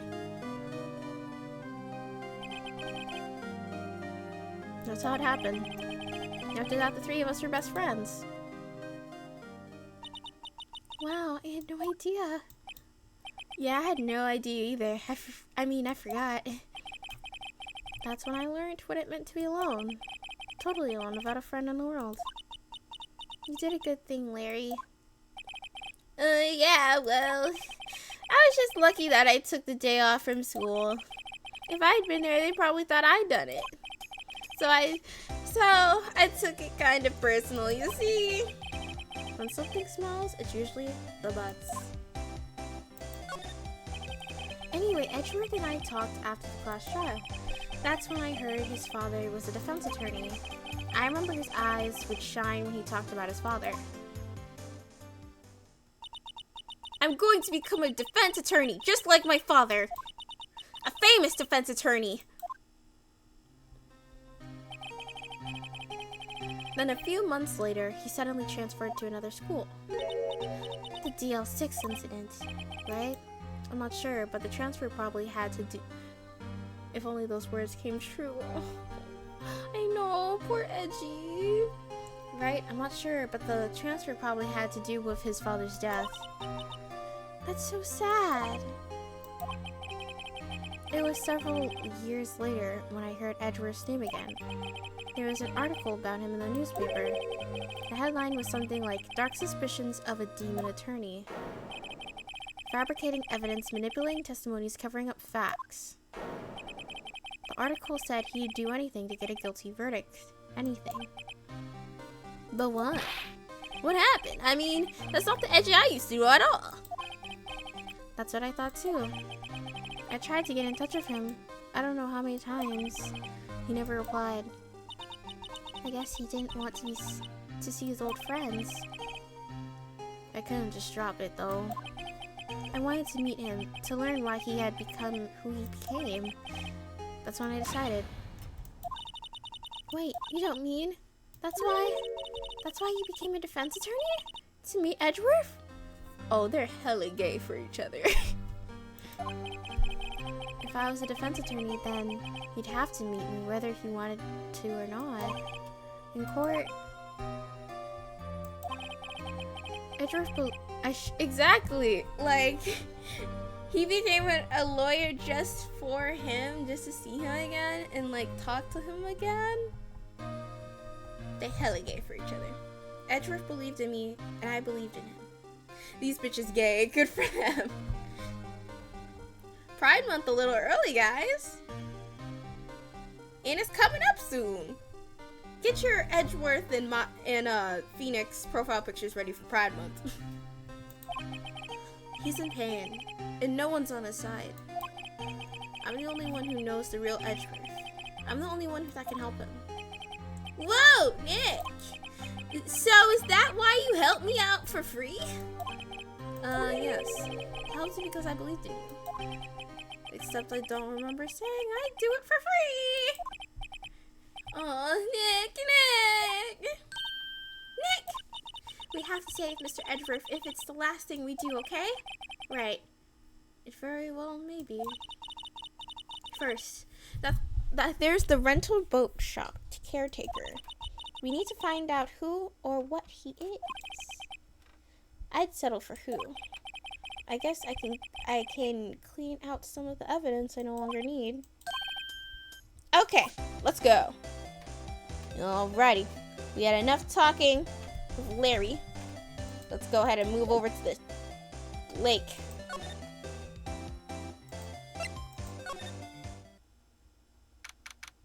December 27th, Gourd Lake Park entrance. Oh, Detective Gumshoe.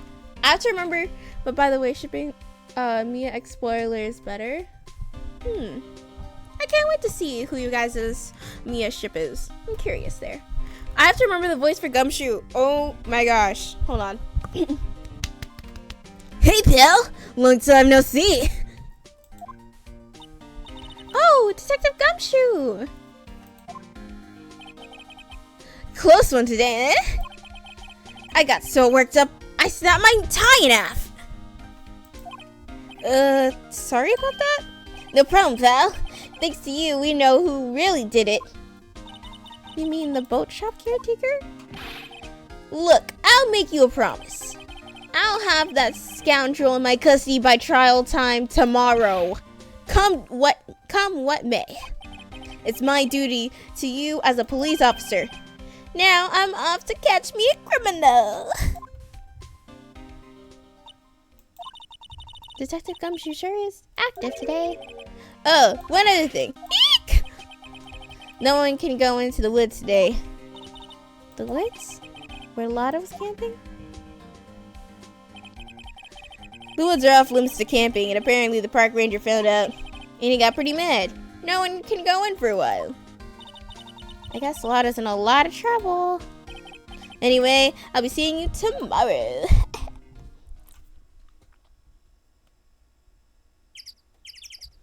Alrighty, let's go ahead and move in. Oh yeah, we gotta go from the beach to go to the shop. Huh? The steel eyesore is missing. Eyesore? Looks like the hot dog stand is closed too.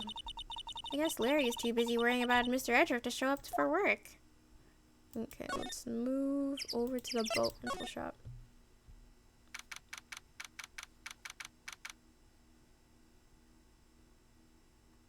Okay. Alright, December 27th, boat rental shop. That old caretaker got away. Yep. I never imagined he might be the real murderer. Ahem. Grossberg? Hello. What might you be doing here? Out for a walk. The days of my youth, like the scent of fresh lemon, you see. Mr. Grossberg? This is no time for idle reminiscing. Mr. Edward's trial ends tomorrow. That is true, yes. But from what I saw of today's trial, Edgeworth should be fine, right? Well, I'm not sure about that. What do you mean by that? Well, I'm not sure. If you find anything out, come by my office at once. I may be able to offer you some assistance. Thanks, I guess. Thanks. Bye. What do you think Mr. Grossberg was doing here anyway? Who knows? Let's go inside to the shack. Let's see if the parrot can help us a bit. Nobody's home. Hello, Hey, it's Polly! I wonder where your owner's gone, Polly. Hello, I can't believe he'd run off and leave his poor parrot to fend for herself. Hello, Ooh. Polly be hurting my voice, man. Okay. The safe. Where'd he get this from? That reminds me, Nick. Polly knows the number to the safe, right? Yeah, that's right. Polly, what's the number to the safe? 111228, squad! Let's open it, Nick. Come on. I'm sure there isn't any money in there. Aww. But hey, he keeps it locked, right? So there must be something of value in here. I'm not so sure. Okay, Nick, let's see what's in here. I guess there might be a clue or two. Do you guys love my Polly voice acting? It's amazing.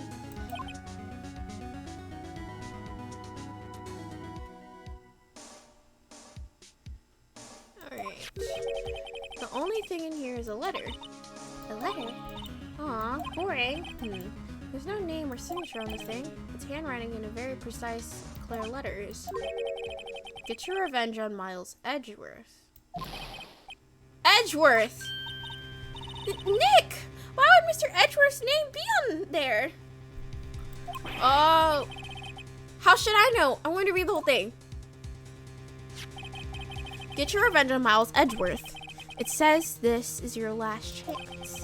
Now is the time to get your revenge on the 2 men who ruined your life.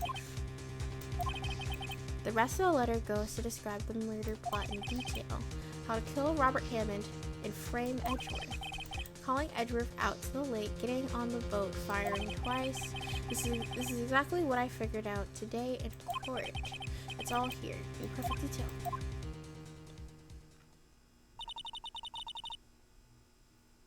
What do you think it means, Nick? I don't know, but it looks like these are instructions for the caretaker. When he killed Robert Hammond and called out Edgeworth, he was following instructions. But who would have written that letter?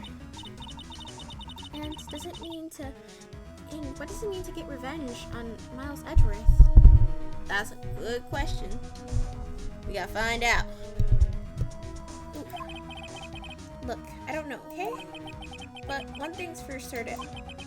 This letter is an amazing clue. Letter from the safe added to the court record. Good job. What else can we discover? Wait. Let's ask Edgeworth, actually, because Edgeworth has been very secretive about everything right now. So maybe if we show that it was someone who wants to frame him, he'll tell us everything, you know? And if he tells us everything, we could make works of this. We got this. Yeah, detention center. You look as grim as always. Mr. Edgeworth, I heard the story about the class trial. Class trial? What do you mean? You don't remember? No! Nick's heart! No! Nick's little heart. No, I don't. Your lunch money was stolen, wasn't it? In 3rd grade. Lunch money? Oh. Alright. Yes. I seem to remember something like that. Nick, I think you're the only one who really remembers. Well, it probably only mattered to me anyways. Oh! This is tragic love. Oh my gosh. Please.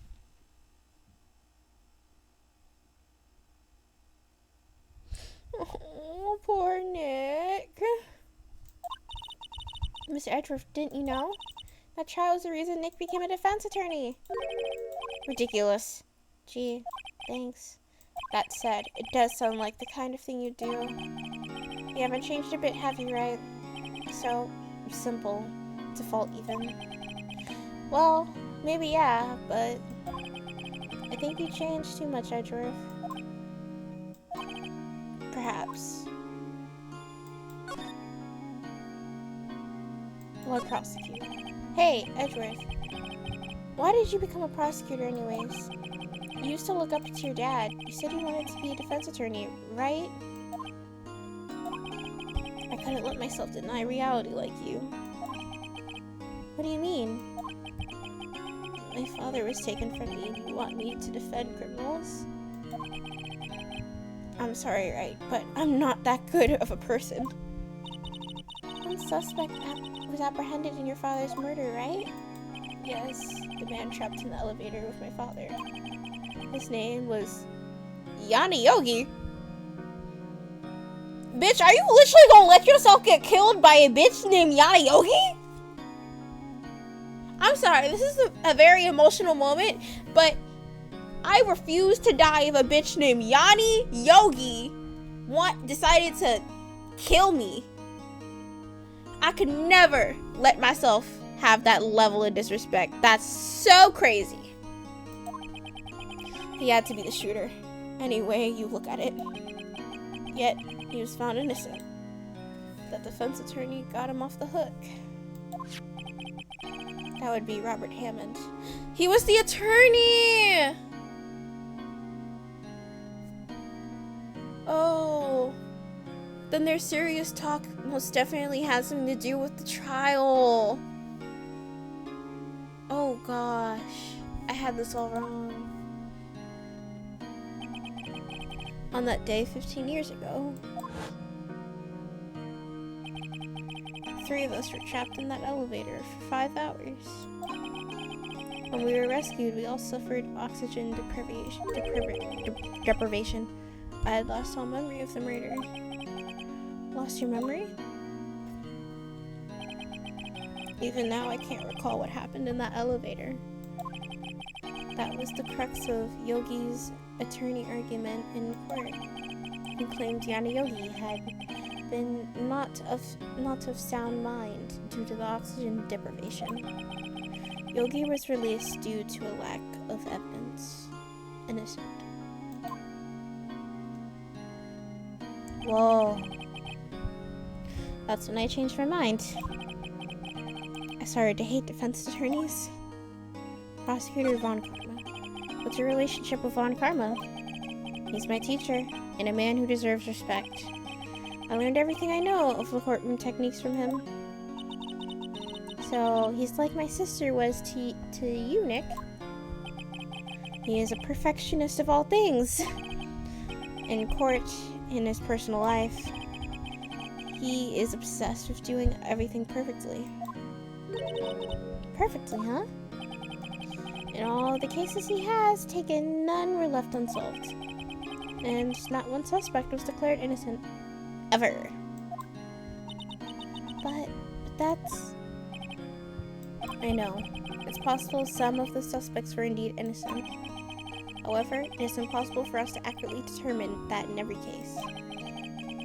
All Von Karma does is his job to find the suspect guilty perfectly. In any case, it's nigh well impossible to find a weakness in him. Should a weakness appear, he would do everything in his power to make it go away. Edgeworth? If what you're saying is true, you're headed for a guilty sentence tomorrow. He's right! Now's no time to praise the enemy, Mr. Edgeworth. It's a strange situation in which I find myself. I'll admit it. No kidding. Let's show him. Let's present the letter. He has to see this, man, because it's your innocence. Your innocence, man. Edgeworth, see this letter? It came out of the safe in the shack where the boat rental caretaker lives. I see. Revenge? On me? Thank you for the hydrate killer. Let me take that real quick. Wait, guys, before anything, I want you guys to hear this. That was perfect. That was so perfect.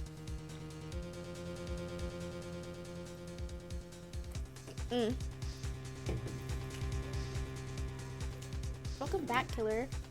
My food's here. Hold on a second. Killer, entertain the people. Entertain the people. I'll go get my food.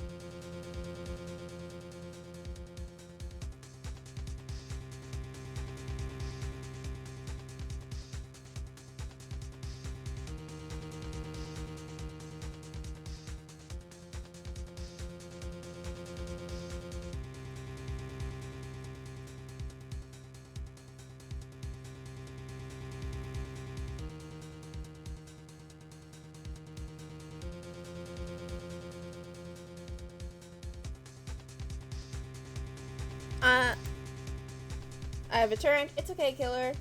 Today is just supposed to be chill vibes, so nothing too chaotic. I also forgot to mention Jeopardy! Tomorrow, Haywire is hosting it. So, I won't be streaming my point of view. So, the stream for Jeopardy! Will be on his channel. Let me do a quick shout out, real quick, to Haywire. Hold on. I'm still here, guys. I'm still here. You're welcome for the ASMR. Let's do a shout out to Haywire.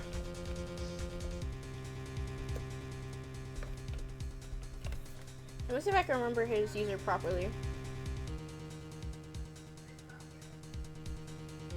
Because a bitch is not smart half the time. Oh my gosh, I gotta do numbers? These hoes. But that is Haywire's shout out right there. For you guys, since I will be over at his channel and we will be playing Jeopardy! Tomorrow on his channel. So just a little heads up there. Who is the old guy anyway? I don't know. Could he be an innocent defendant you got declared guilty or something? Nice, right? But I don't remember that old man.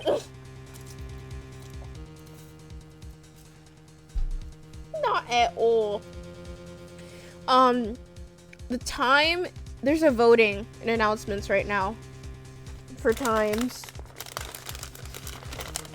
If you place your vote for what time works for you, we'll figure it out. Trust. For now, let's do this. Okay.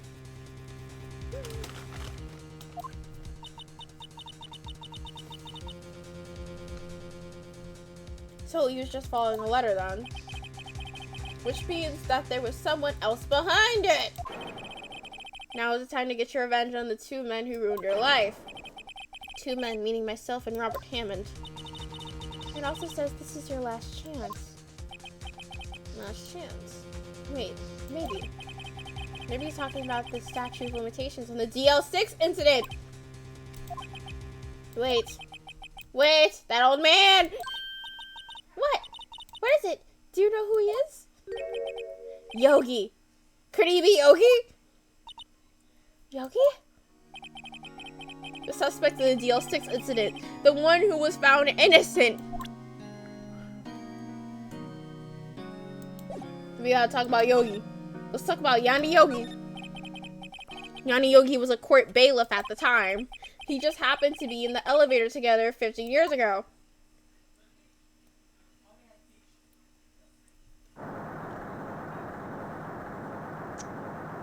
The fuck? Oh, earthquake. The quake was incredibly strong. Before I knew it, everything was dark. We were there for so long it felt like forever. The air thinned, and the darkness closed in on us in that little box. We became unsettled. Help! I can't breathe! Quiet. I said quiet. You're not making this any easier. I want to get out! Help! Get us out! Don't shout. You'll just use up more oxygen.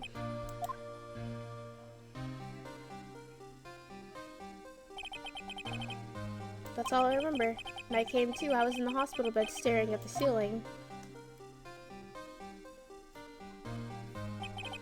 In court, Yanni Yogi's mental condition was called into question. They claimed that oxygen deprivation and stress had caused temporary insanity. In the end, the claim passed the court and Yogi was found innocent. Huh? But isn't that strange? This letter tells him to get revenge on Edgeworth. Why would he want to take revenge on you? Yeah, Edgeworth. Got someone to share with the class? Right? Yeah? There's something that that's been troubling me these past few days. Tell us! I didn't know whether or not I should tell you. You mean the nightmare? Tell us about the nightmare. Yeah, we heard it. Tell me. I think the time has come to tell us. Benjamin Forever. For the last 15 years, I've had the same dream almost every night. I wake up in a fearful sweat every time. What kind of dream? It's a dream about my father's killing in the dark. Help! I can't breathe! Quiet. I said quiet. You're not making this any easier. I want to get out! Help! Get us out! Don't shout. You just take up more oxygen. I can't breathe. You're using up my air. What? Stop breathing my air. I'll stab you. Ah! What are you doing? Stop breathing my air. No, father. He's attacking my father. Then I see the pistol lying by my feet. What you mean by that? What you mean by that? What you mean by that, Edgy? I don't know if it was evidence from that day in court or the bailiffs in the days I pick up the pistol. Get away! Get away from my father!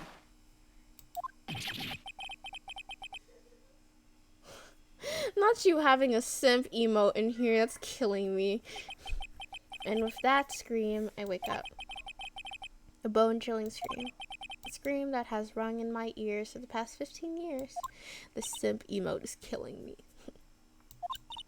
But that's just a dream, right? Right? That thought is the only thing that has kept me sane for the last 15 years. But what if I'm wrong? What if it's real? They say sometimes people shut out their memories in self-defense. Maybe it was I who killed my father. What? If you think about it,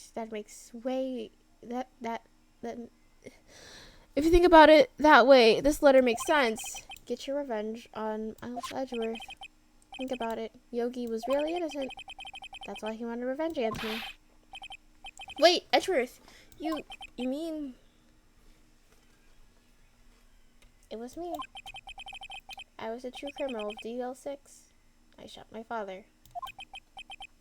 It's bad. What are we going to do, Nick? What can we do? I don't know. I don't think there is anything we can do. Like or not. If there's someone else who knows a lot about DL6 incident, then maybe... There is, Nick! There is someone who knows about the DL6! Grossenberg! But before we do in fact find more out about DL6, I'm going to take a small break and eat my lunch. Because I do not want you guys to hear me chewing here. But I'm still here. I'm just eating my food. So, please, enjoy the vibes.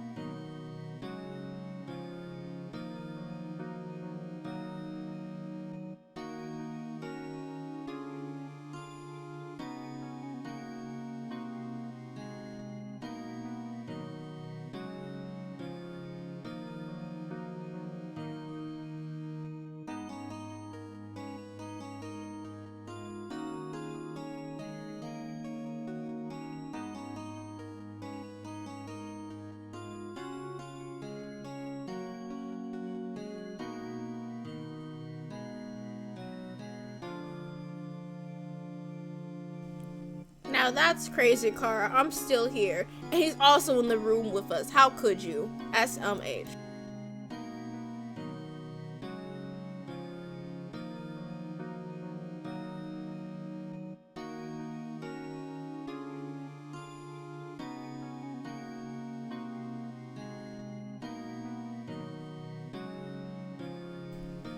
You hating on a cat that has most likely has diabetes. I see your game. I see your game. Anyways. Ugh. That was a good ass meal. Let me let everything load back in. I'll save my brownie. Be playing rent. Okay, my mom is I don't know if I'm allowed to comment on that, Cara, but I'll just offer you a hug. That's all I can offer you. But, excuse me. Ooh, that was a good one. What us? I already told you. I think your mom is hot, and I could be your stepdad if I wanted to. That's what I can say. Deal with it.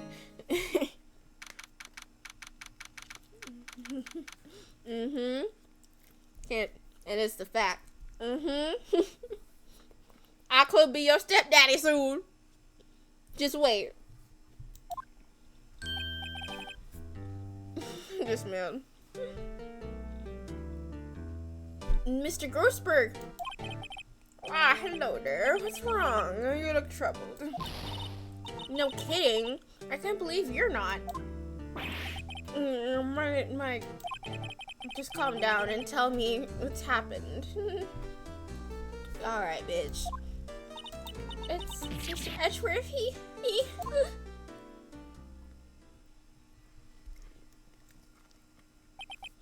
I see. So Edgeworth jumped, he shot his own father. It's only a dream. Only a dream!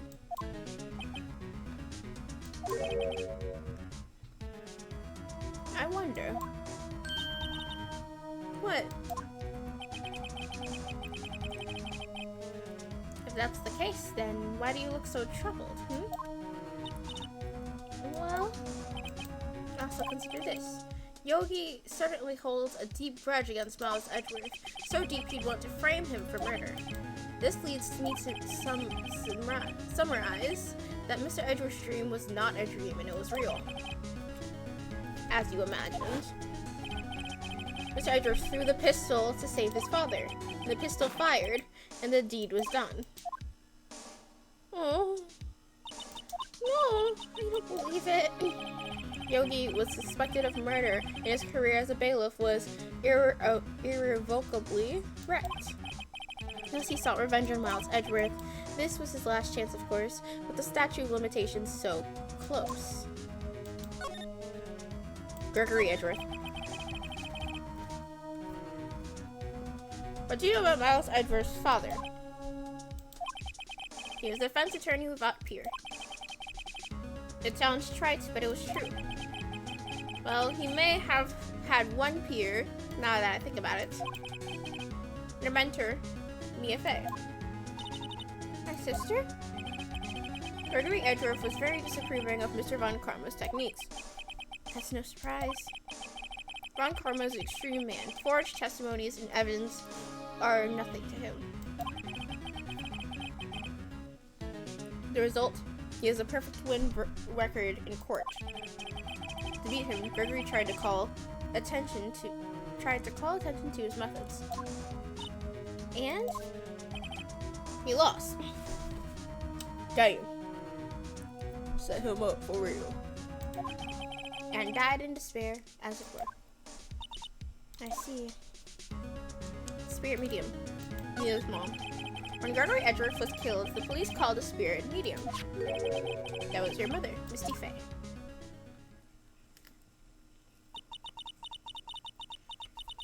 They burnt my fucking chicken! Wait, guys, that's not the line. That's not the line. That's not the line. That's not the line. That's not the line. Chill. That wasn't the line. Shit. I am Gregory Edgeworth. I have been killed. The one who shot me was the bailiff, Yanni Yogi.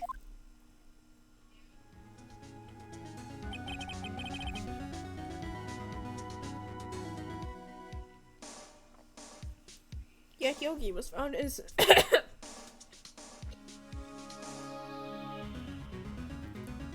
They still burnt my fucking chicken. Oh my gosh, I almost choked on that. Ooh.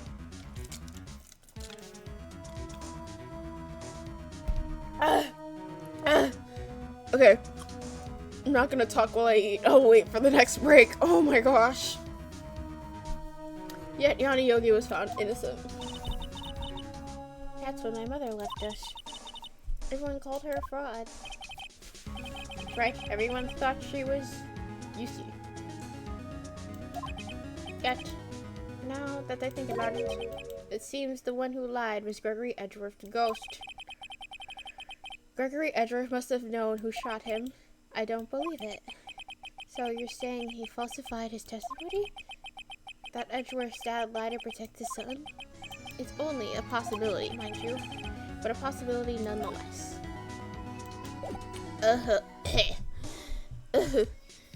I can barely breathe, man. I can barely breathe. Let's present the letter that we found, since we're already here.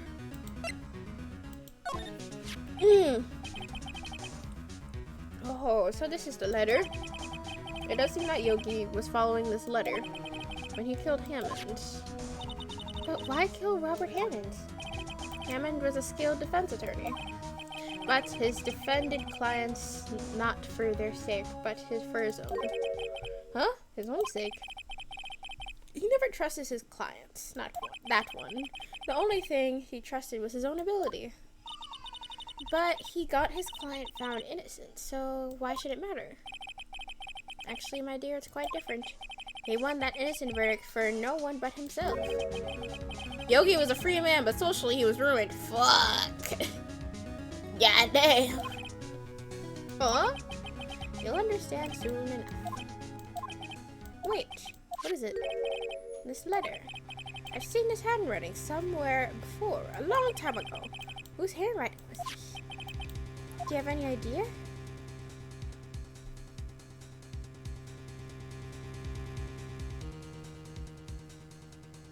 It couldn't have been Yanni Yogi. It wasn't Edgeworth. Manfred von Karma. I knew it. Could it be Manfred von Karma? Von Karma. Why would he have something to do with this? Well, I'm not sure. Von Karma.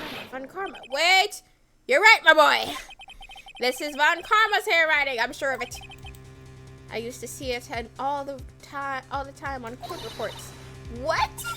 But that means the one who told Mr. Yogi to kill was correct. Manfred von Karma himself. What does this mean? Why would von Karma want to frame Edgeworth? Why would he want to? Let's talk about Prosecutor von Karma. I knew it. I could smell it off you. If it is truly von Karma who wrote this letter, then he would know the truth. He would know that Miles Edgeworth had accidentally killed his own father. He'll say as much tomorrow in court, I should think. He'll press the point until the court finds Miles Edgeworth guilty. Oh no. But how could von Karma know about Mr. Edgeworth's past like that? Even Edgeworth thought it was just a nightmare. That I don't know. Yet I do know that von Karma is both persistent and a perfectionist. He may be seeking to satisfy a grudge against Gregory Edgeworth by hurting his son. What do you mean? It was 15 years ago. Von Karma met Gregory Edgeworth in court, and von Karma did win, but he didn't make it through the trial unscarred. Gregory versus Manfred. What happened to the trial between Edgeworth's dad and von Karma? Von Karma got the guilty verdict he wanted. He won the trial. But Gregory Edgeworth accused von Karma of guilt of faulty evidence. And though he lost the trial, Edgeworth's accusations stood. Faulty evidence? It was the only penalty von Karma has ever received in his career as a prosecutor. Gregory Edgeworth dealt a blow to his perfect trial record. Wow. It must have been quite a shock for Von Karma. He took a vacation for several months after that, you see. A vacation. Yes, an unusual event for the man. That was the first and the last vacation he ever taken in many years of prosecuting. Really? He doesn't take vacations? Like, go to the sea or to the mountains? Don't tell me he's never been to Europe. You have strange ideas of vacations, Maya. In any case, that was the only time he took a vacation from work. I believe the penalty upset him quite a lot. Odd.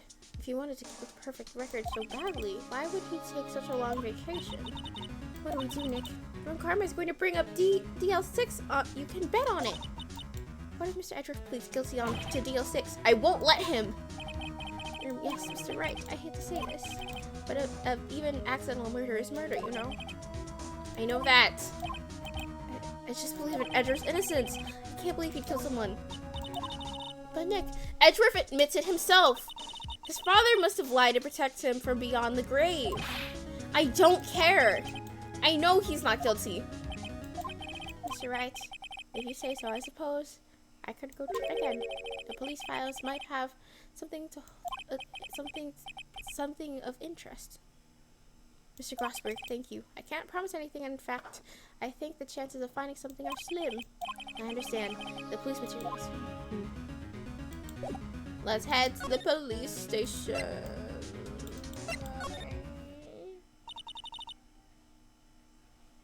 One day left, Nick. Yeah, I know. Well, no time to waste. Let's get going. There. Here we go. Criminal affairs. Yep, I already know. There's hardly anyone here. Everyone must be looking for the old guy, Yogi. Ah, it's you. I don't think Gumshoe will be coming back today. He's staying out looking for someone. Sounds like Detective Gumshoe is pounding the pavement for real. We were wondering if we could check the records room again. Well, now I can't have just anyone wandering in there. But I guess Miss Von Karma is in there now anyway.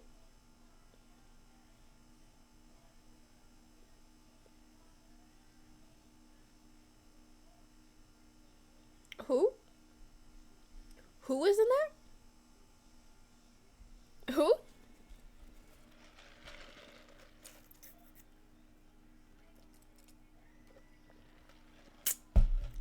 You mean to tell me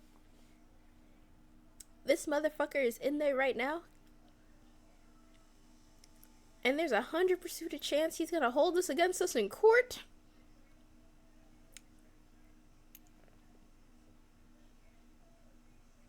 Can I turn my badge in right now? Like, right now? I retire. I quit. You can go on as long as he's there. On Karma? Yes. He just arrived, actually. Oh, Karma's in the record room. Nick! Let's hurry. Move, bitch! Move! We gotta go, we gotta go, we gotta go, we gotta go. We gotta go, we gotta go, we gotta go.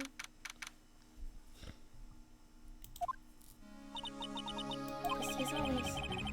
We were only in here just yesterday. I'm sure they must have time to clean it. What's wrong, Nick? Nothing. I just noticed he's in here. On Karma?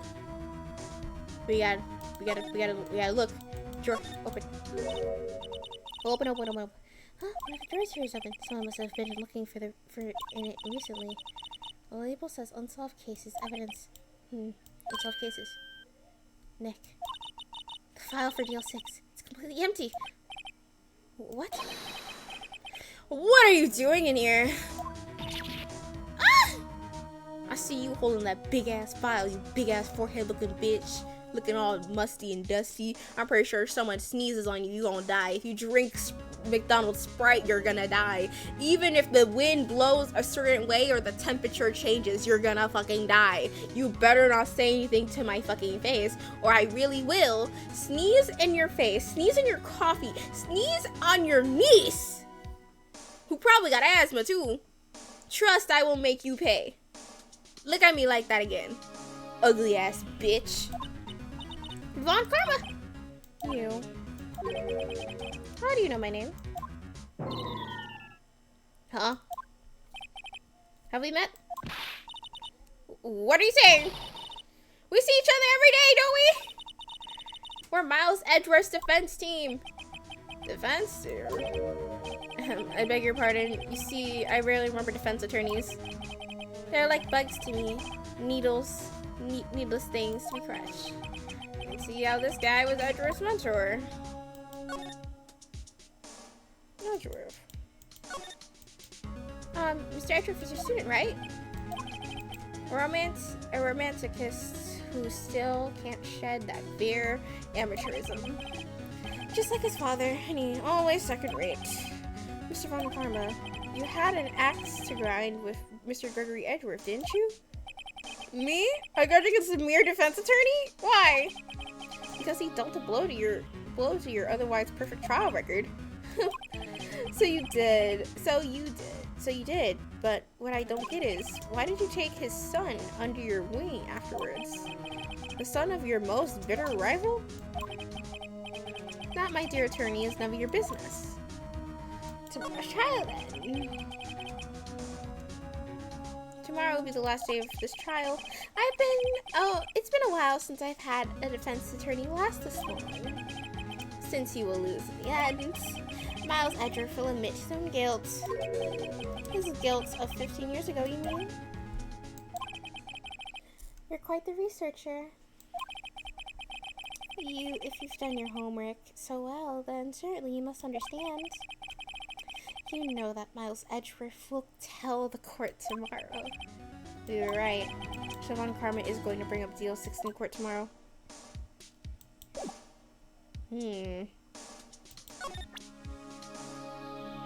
Let's present the letter.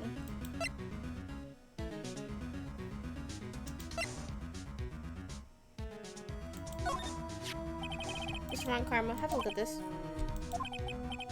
This was you, wasn't it? You instructed Yanni Yogi to commit murder. Yanni Yogi.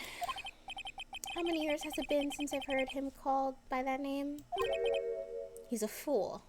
I told him to burn it after he read it. So you admit it? You wrote Mr. Yogi this letter? Yes, my dear defense attorney. Thank you for taking the trouble to bring this to me. You saved me a lot of needless hassle. What? Nick! What is that thing? What the fuck? A stun gun. For self-defense, usually. Whoa, bitch. Whoa. Put that down. Put that down. Indeed. 600,000 volts will course through your body like a dog touching an electric fence. 600,000. Oh, don't worry. People don't die from it usually. Now give me the letter. No! No! Whoa! What are you? Nick, run! No! Ah! Maya! Out of my way! Nick, no. No. We lost the letter.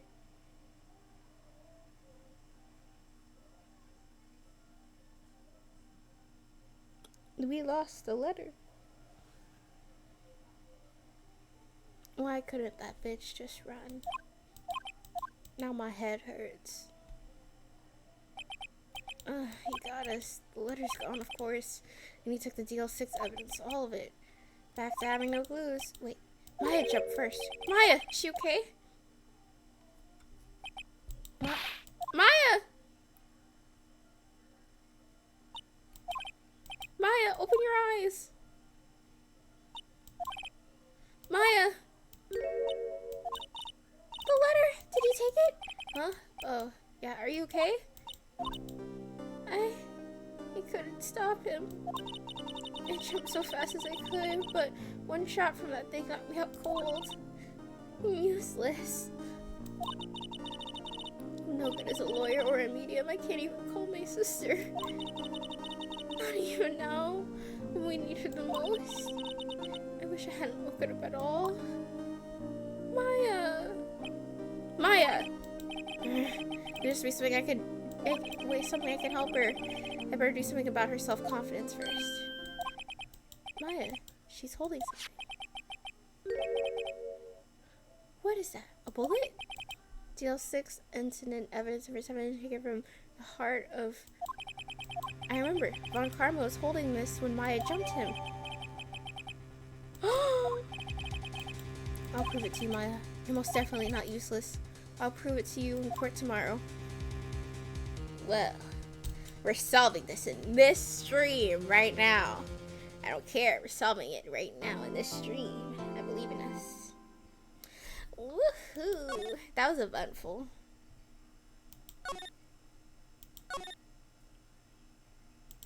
Now.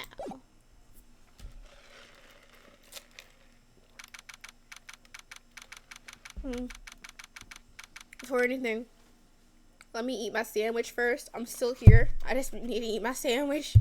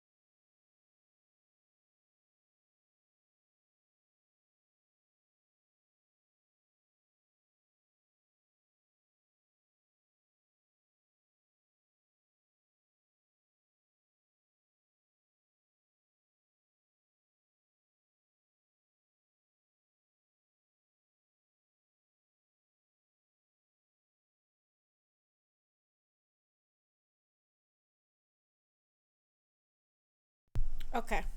I have my sandwich. I'm ready. This is it. Judgment Day. Today things are going to be settled at last. A lot of things. What? What's the big deal? Sorry, Nick. I only touched your shoulder. I guess the shock hasn't worn off from my in-run with the stun gun today. Anyway, today's the last chance of the trial. Good luck, Nick. Yeah, thanks, Mia. Maya? Yeah. Ezra is looking glum as always. Hope Von Karma doesn't push him too hard. Whoa! What are you doing? Sorry. I'm sorry. I just thought I'd cheer you up with a pat on the back. Maybe you should go outside and discharge. Right. Good idea. Try not to electrocute anyone on your way out. Whoa, pal! What's gone into that girl? Detective Gumshoe. Morning, Mr. Edgeworth. Good morning. How did it go, Detective? I have no fears. Promise I'll capture the runaway caretaker. I brought him in and took all night, pal. Thanks, Detective Gumshoe. He must be tired. Actually, after that shock, I got on the way and I feel pretty good. Yogi says he's forgotten his own name, but that has to be a lie. Why would he want to get around on Edgeworth if he couldn't remember his past? He does remember, and he's going to prove it.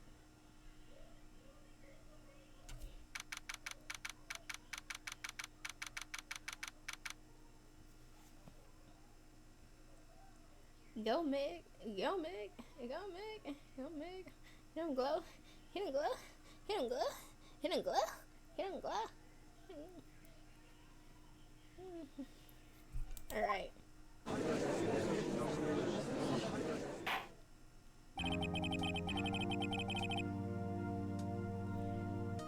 Court is now in session for the trial of Miles Edgeworth. The defense is ready, Your Honor. This bitch. The prosecution is ready. Alright. Very well. We have reached the final day of our proceedings in this trial. I ask the prosecution submit decisive evidence. Understood.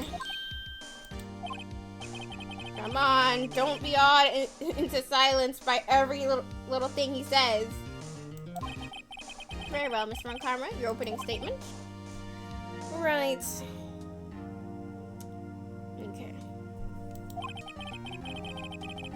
Thanks to Gumshoe's efforts, the boat rental shop caretaker has been arrested.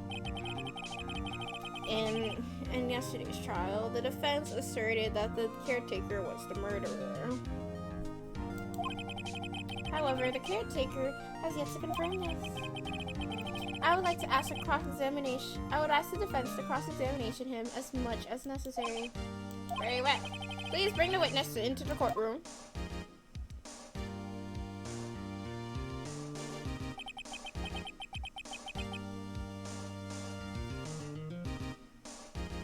Ladies and gentlemen of the court, I believe you all remember our witness.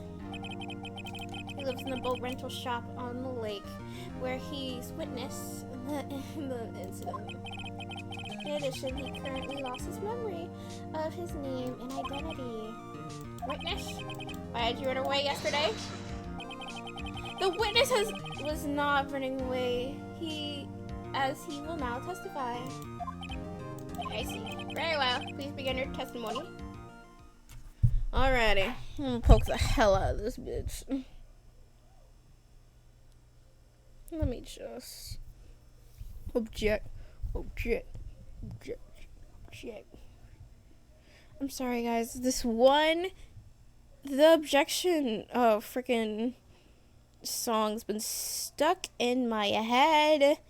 Like, hold on a second. Let me see if I can... The objection funk, yes.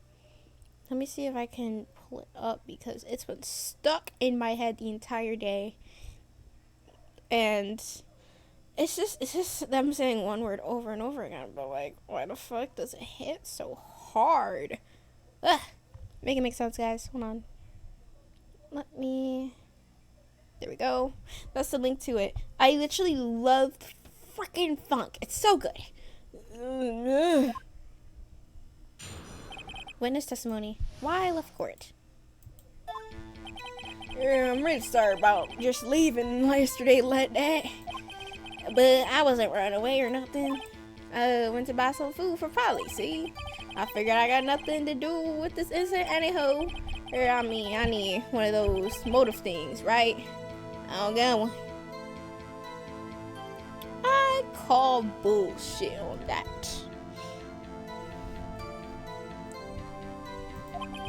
So my testimony yesterday stands as is. Nah, I got this. Just watch me. Very well. Let's begin the cross-examination, shall we? He has to know his name. Yana Yogi. You're Yana Yogi. And I'm going to prove it. Okay. Objection. Okay. Nah. Let's talk about this, bitch. Let's talk about this. You've lost much of your memory, is that correct? Oh shit, wrong button. Yeah, seems like it. Then how could you know that you didn't have anything to do with this incident? Or maybe you're lying about not having your memory, You know exactly who you are. The witness has testified quite clearly that he has no memory of who he is. If you claim he's lying, then show the court proof. How am I supposed to prove that he's going to be he's going on and that what's going on in that cloak record? It's impossible. I'm glad you've come to your senses, Mr. Wright. Very well, witness. Please continue. Let's press about a motive then, huh? How can you say you had no motive? I say you do. You had a grudge against Edgeworth and the victim, Robert Hammond. That's why you took revenge on them, right? Please don't make me repeat myself, Mr. Wright. This witness has no memory of anything beyond several years ago. He can't hold a grudge. It's impossible. I have proof he's lying about his memory. Otherwise, it's going to be the same thing over and over until the trial ends. Might I say something, Mr. Wright? Yes. Yes, Your Honor? You've been saying the same thing over and over. You've been calling the witness's memory from the past or lack therefore into question. But does this really have anything to do with the current case? Of course, Your Honor. The witness has said he has nothing to do with this case, and no motive. Both of those statements are lies. I hate his fit. His fit is whack. Order! Order! Mr. Wright, there's a serious problem with your claim. Or are you saying you know who the witness is? Of course, Your Honor. Oh, now this is interesting. I would like to know myself. So who is he? Don't play dumb, Von Karma. Dumbass bitch. Y'all heard me grill him. Mr. Wright, please tell us the witness's name. His name is Yana Yogi, a former court bailiff. Yogi. That name seems familiar.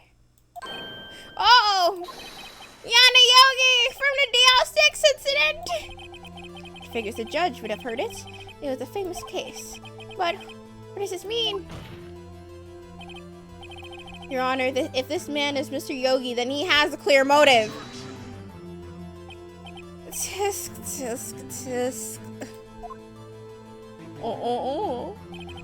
Jumping to conclusions again, Mr. Wright. This witness is Yana Yogi. Fascinating. However, how do you propose to prove this in court? This is a court of law, as you recall. You need proof. And allow me to repeat once more that the witness has lost his memory. This is it. I have to do this now. And if I can't prove he's Yana Yogi right now, then I've got nowhere else to go. Nick, how are you going to prove it? How can you prove that he's Yana Yogi? It's okay. It's actually quite simple. Your Honor, please take this man's fingerprints.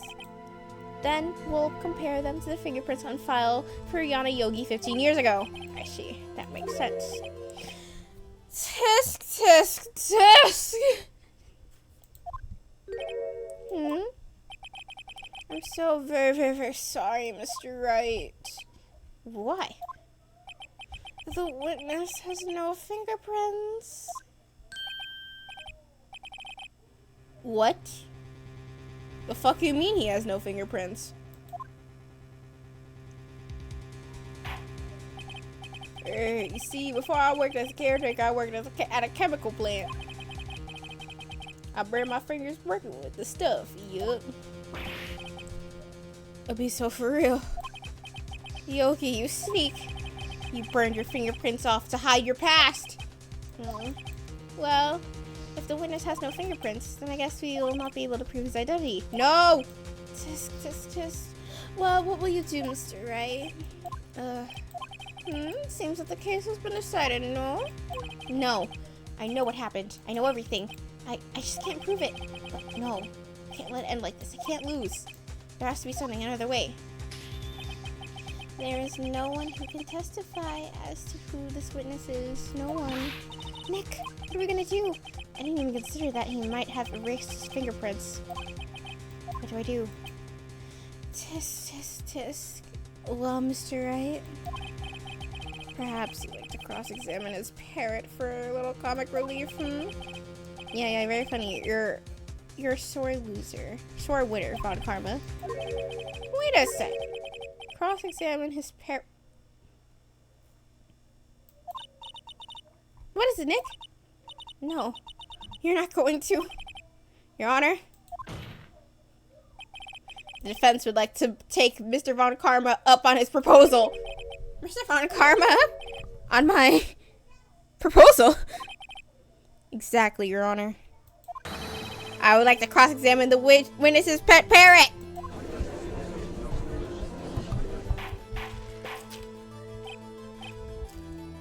Order! Order! Well, what do you think, Mr. Von Karma? Need you even ask? This is farce! I object! Wait a second. You were the one who suggested I cross-examine the parrot, Von Karma. I have a right to do as you suggested.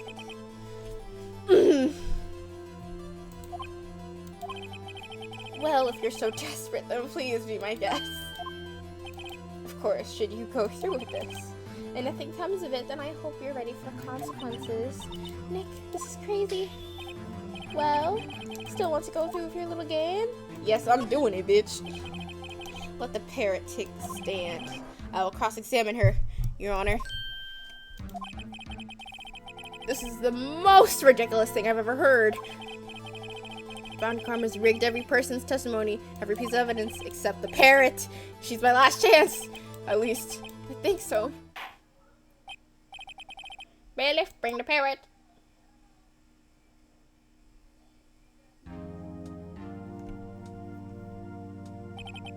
That's quite a bird. Please tell us your name. Name! That witness is ignoring me. It must hurt to be ignored by a bird. Very well, witness. Who is your owner? Please testify to us. Who is your owner? Hello! Hello! Squawk!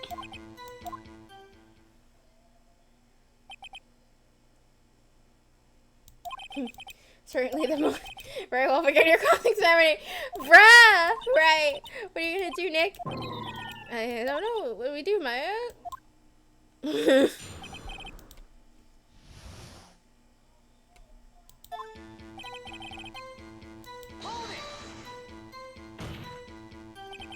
Witness, you cannot just say hello and expect us to get anywhere. I want you to testify. Maya, you talk to her. Right. What do I say? Fucking. What's her name? Maybe I should get her to say her name. Polly. What's your name? Polly. Squawk. Mr. Wright, I think we've established that the name is Polly. Does anything have to do with, of course. Of course it does. Yes, it does. Fascinating. You claim that the parrot's name will prove her owner's identity? Then show us proof. Nick, don't you think you're taking the bluffing a little too far? Listen, we're not here to answer the question of who is the caretaker. We're here to prove that he is Yana Yogi. All we have to do is tie the name Polly to Yogi. Your Honor, the proof that the pair... Oh.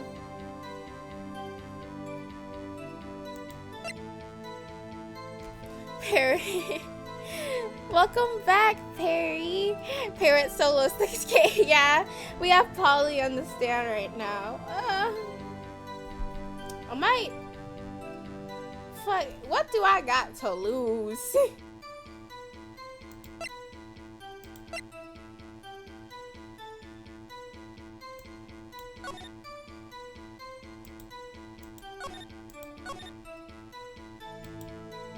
Okay. That should be good enough. Let's do this. The DO6 file case? That's quite a large file you have there. Which page is the proof on then? Show us or stop wasting our time. Very well. Mr. Wright, please show us the page for the file. Where in this file? The suspect data. The suspect data. It's the suspect data page. This page has all of the information about Yana Yogi. After all, right after that he was charged, his fiancée committed suicide, see? Indeed, it does say that, yes. What was his fiancée's name? No! Polly! Exactly, Your Honor. He wanted to remember the name of his fiancée who had committed S-word. That's why he named his parrot after her. I see. I guess that is possible. But a mere coincidence, that's all. My granddaughter has a dog she calls Phoenix. Well, Mr. Phoenix Wright, does that make you my granddaughter's fiance? Stop fucking with me. Stop fucking in my face, dude. She's only 7 years old. Indeed. Alone, it is a little weak for evidence in this murder trial. We will need some other... what? Nick, we're getting closer. One more. If we can just get one more piece of evidence. Right. What? Very well, witness. You may continue. What? Okay. Alright, let's get Maya to talk to her again, and let's ask her safe number. Safe number is my best guess.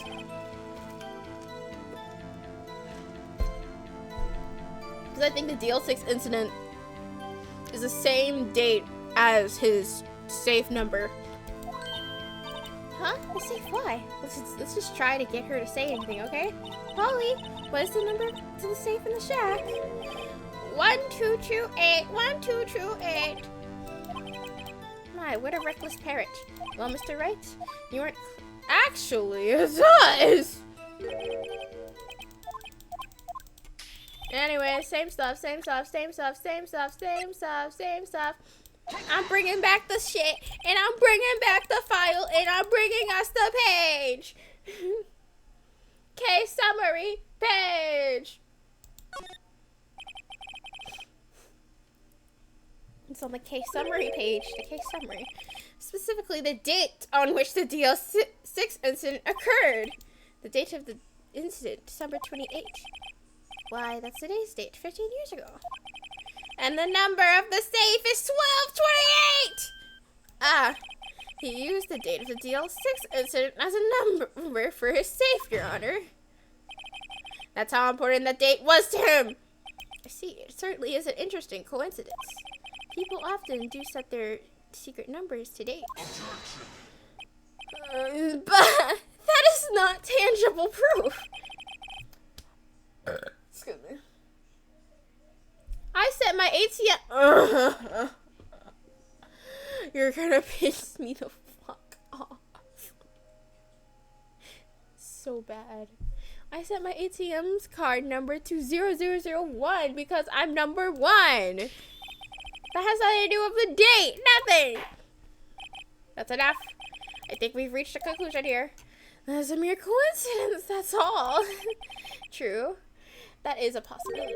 However, two coincidences at the same time seems to be seems more like a pattern to me. What are you saying? Summon the caretaker of the boat shop immediately.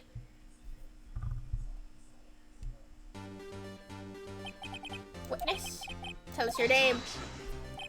Wait! This witness, he doesn't remember. No, it's okay. What the fuck? I've accomplished what I've wanted to do. I'm done. Nick, he looks totally different. This is the real Yogi, I think, finally. He's been acting feeble to hide his true identity. Acting for 15 years. Well, let us ask again. Please state your name for the court. My name is Yana Yogi. 15 years ago, I served as a bailiff in this very court.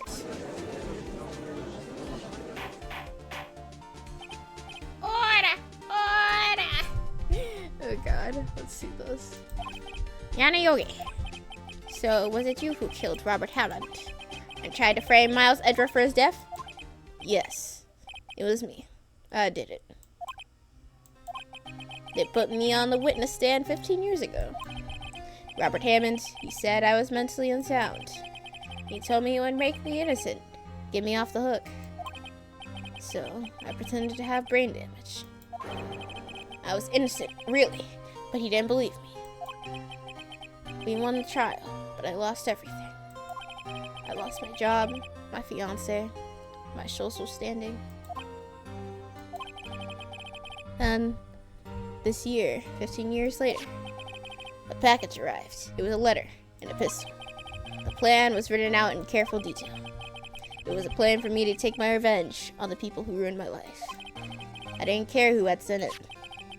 I thought it was my chance after 15 years. This was it.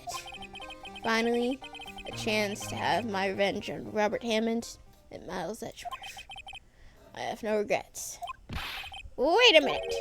Revenge? Again? Miles Edgeworth? What do you mean? I'm not at liberty to speak on that matter. Why don't you ask Mr. Edgeworth yourself? Anyway, I admit it. I was the one who killed Robert Hammond. Oh. Von Karma. Where's Mr. Yogi? Under arrest, Your Honor. I saw no room for error in his confession. Then, the defendant, Miles Edgeworth, is innocent in this case, at least. Very well. Will the defendant please take the stand?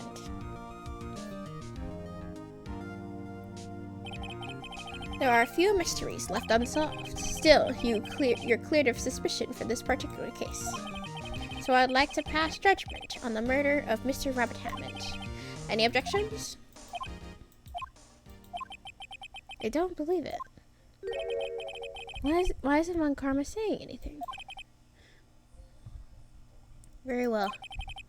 This court finds the defendant, Miles Edgeworth, not guilty. Fuck yeah, bruh. Applaud me, bitch, me. That is all. This court is adjourned. Motherfucker.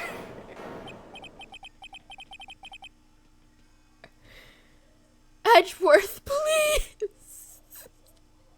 Please, bitch, please. We could end stream. Edgeworth, please. Did someone just say objection? It wasn't Von Karma. Wait, but that means... No. Edgeworth! Somebody shut him up. Shut up. No, Your Honor. Honor. He didn't mean to say it. He didn't mean to say it. I object to your judge. What do you mean? I'm not innocent at all. As we've heard, Yanyo killed Robert Hammond in revenge. But the revenge for what? Nick, Edgeworth is trying to confess. He's gonna say he's guilty. He's going to tell him he was the murderer in the DL6 of this thing. He's going to tell him he killed his dad. Oh, what?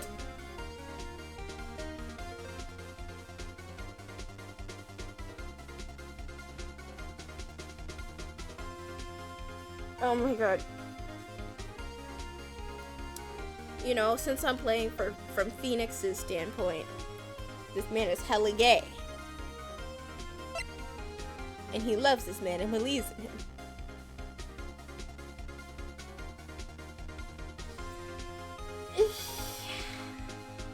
Maybe, but like, wait a minute, wait. If he says everything, we can cross-examine this, we can prove his innocence, and we can also get Von Karma thrown in jail.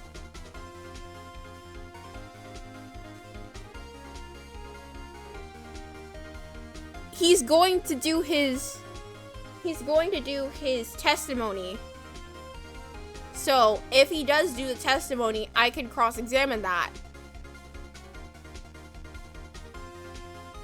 I generally think I can cross-examine it. I really think I can cross-examine this, and I can really put Von Karma under the bus. I believe in him. No. I'm sure Edgeworth thought about this one long and hard. This isn't my place to interfere. Nick, are you sure? There's nothing we can do about this. This is his problem now. I generally think we can cross-examine Von Karma. For 15 years, I have had a recurring dream. A nightmare.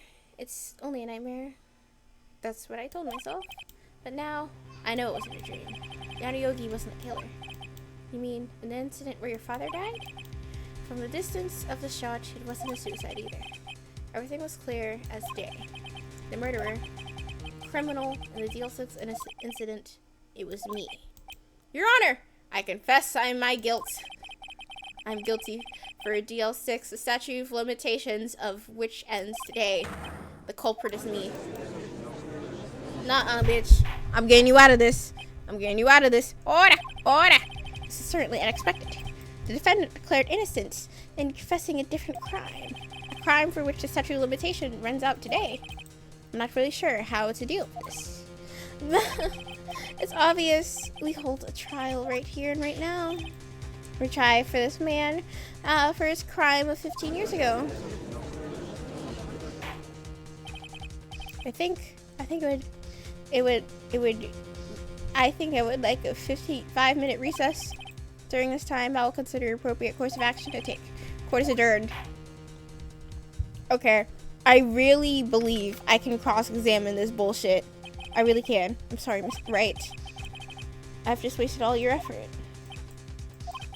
Mr. Edgeworth, I don't believe it, sir. I mean you. Kill your dad? I didn't want to believe it myself, detective. But it's the truth. I deserve to be punished. Murder is murder, no matter what the circumstances. This is crazy! Just crazy! Nick! What are you doing? Huh? Oh, I was just reading through the court record once more. I'm getting my case ready. Your case? For what? Huh? Isn't it obvious? I want to prove that Miles Edgeworth is innocent. What are you talking about, pal? He just admitted to it. He confessed that he did it. In the court. I'm sorry, Edgeworth. But I don't believe you're your nightmare. What? It's just a dream. It's not real. The truth is right here in the court record. In any case, tie on your belts. The real fight is just beginning. Yeah, he was a kid. At most, he could have been tried for, like, juvenile. And it was self-defense because Yana Yogi was strangling his father. I could get this thrown out within 5 minutes. Just watch. I'll prove you're innocent. Just trust me. Right. I'll prove he's innocent. Just watch me, bitch. Watch me do me. Now then, I would like to resume our trial. Judge, Miles Edgeworth has admitted to his own guilt. He has confessed to his crime. So let's begin by hearing his testimony. Let's do this, bitch. Then, though pointless, let the defense do their cross-examination. The statute of limitations on the DL6 incident runs out today. Though it's unconventional conventional for me, I like to run this one by the book. I see. Does the defense have any objections? No, Your Honor. Von Karma, you knew this was going to happen from the very beginning, didn't you? Very well. Will Miles Edgeworth please take the stand? I can throw this out in a heartbeat, bitch. Will the witness state his name and profession? Miles Edgeworth. I'm a prosecuting attorney. Mr. Edgeworth, 15 years ago, you mistakenly killed your father, Gregory Edgeworth. Is this correct? This is correct. Then testify about this matter to the court. When Edgeworth was telling me about his dream yesterday, I noticed something. One detail didn't quite fit. That will be the key, but only if I can get to work. Okay. Please, please. Let's do this, bitch.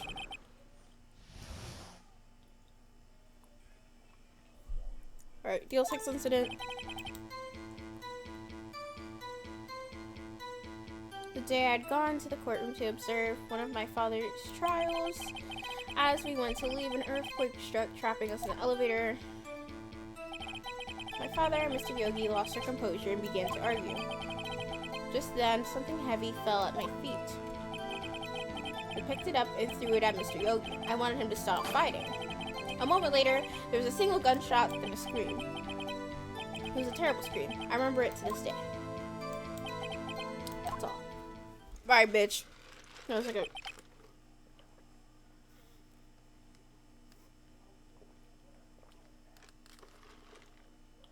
Then again, he was basically a teenager, which we kind of about.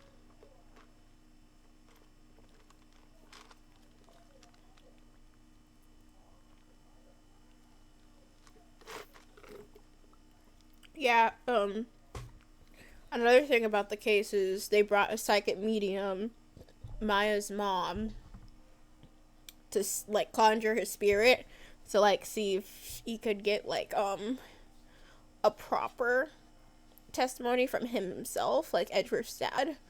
And he said, Yana Yogi killed me to protect Edgeworth, and that didn't end well because Yogi walked away free and basically ruined Maya's mom's career, and she ran out of state after being called a fraud.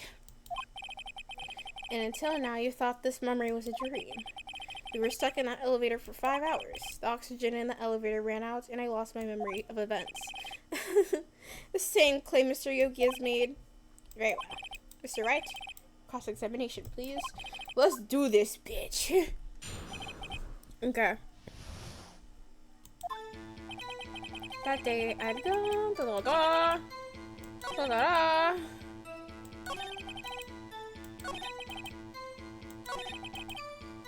We need to talk about the scream.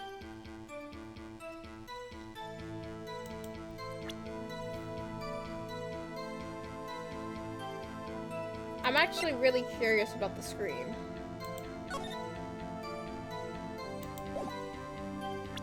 Because something about that don't sit well with me. Okay. Are you sure you only heard one gunshot? Yes, I'm sure of that. I heard the shot and the scream. Then everything faded. I was unconscious until the rescuers came. I see. No, Your Honor. Unfortunately, you don't. Look at this file one more time. This plainly contradicts the witness's testimony. This bitch.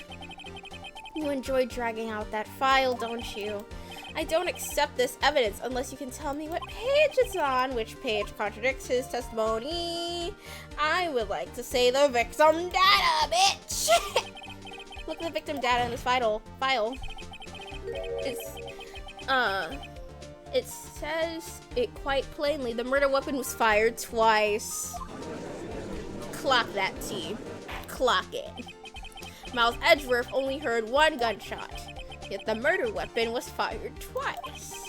The first shot was the accidental firing when the pistol was thrown. So who fired the remaining shot? Clock that, bitch. Was there perhaps another shooter who fired the second shot? Your Honor, I'm sure you're aware. This incident occurred 15 years ago. The evidence is dated. The pistol did fire twice. However, we do not know when that second shot was fired. It might have been fired the day before the incident. There is no proof that the second shot had anything to do with this incident. What? I see. You do have a point, Mr. Wright. The weapon was fired twice, as we have heard. One of the shots was fired by the defendant, a boy at that time. Do you have any proof that... Yes, I do, actually. The photo! The photo! What? That's impossible! Now, Mr. Von Karma, save your surprise for after we've seen the evidence. Very well, Mr. Wright, show us your proof. Do you have any evidence that... Where's the photo? Where's the photo? Get in here, bitch. You see? Boom! One shot is there. Boom! The other shot is there. Even a baby can tell. Even a baby can tell. Look at the photograph. This is a photograph of the scene of the crime 15 years ago. I can see that the victim lying there is Gregory Edgeworth. This proves the murder weapon was fired twice at the same incident. This photo proves it. So let me get this straight. This photo proves 2 shots were fired. Your Honor, please get the glow. Oh no, bitch. Bestie, look at this bitch.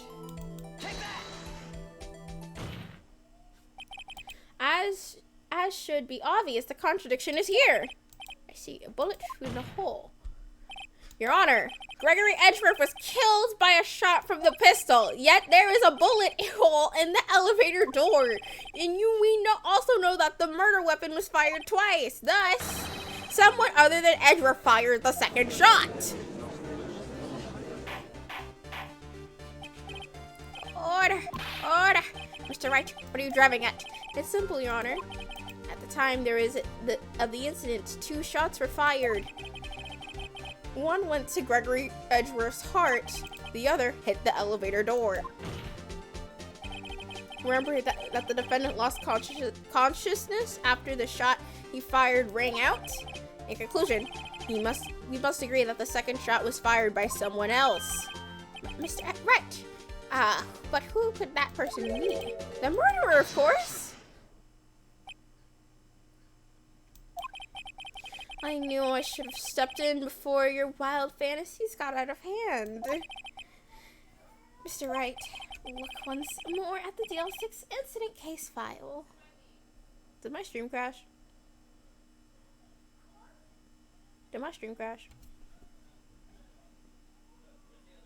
I'll be so mad if it crashed. Don't tell me this shit crashed.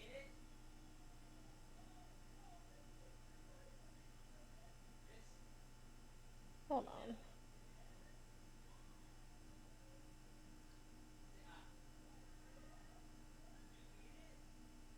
Okay, it didn't crash. We're good. Okay.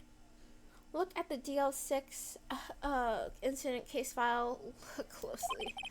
Try the case summary page. Number 1. Look at what is written there. Not a single clue is found at the scene. If the pistol were indeed fired 2 times, the other bullets would have been discovered on the scene. He does have a point. That second bullet has never been found. Why? Because the second bullet does not exist. The bullets... It don't exist, huh? It don't exist, huh? It don't exist, you see? It don't exist. You trying to lie in my face.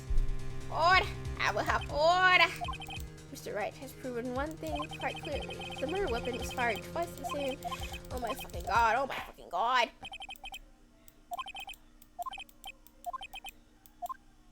Let me... I have an objection, bitch. I have an objection. No, bitch, I have one. Bitch, we have one. Let me do it. Oh my gosh, it's gonna piss me off. It's gonna piss me off so bad. It's gonna piss me off so fucking bad. Object, bitch. Object. Please let me object. Please let me object. Please let me object. Please.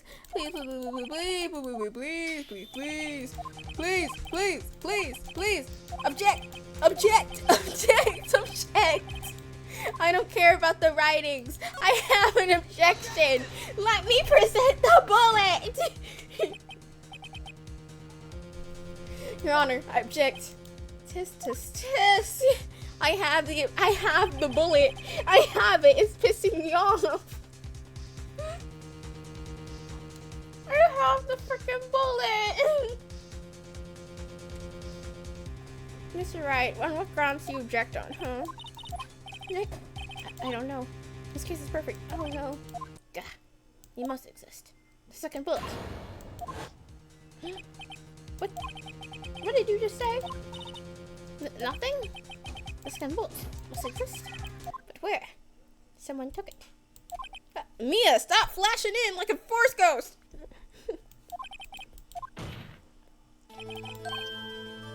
Wait, Your Honor. The second bullet. It existed. What? But we've just heard proof that it did not exist. It was like that, Your Honor. It's just someone took it from the scene of the crime. That's what happened. But who? The murderer! The murderer. Then tell us who is the murderer. I'm still thinking about that one. So the criminal took the second bullet, but why?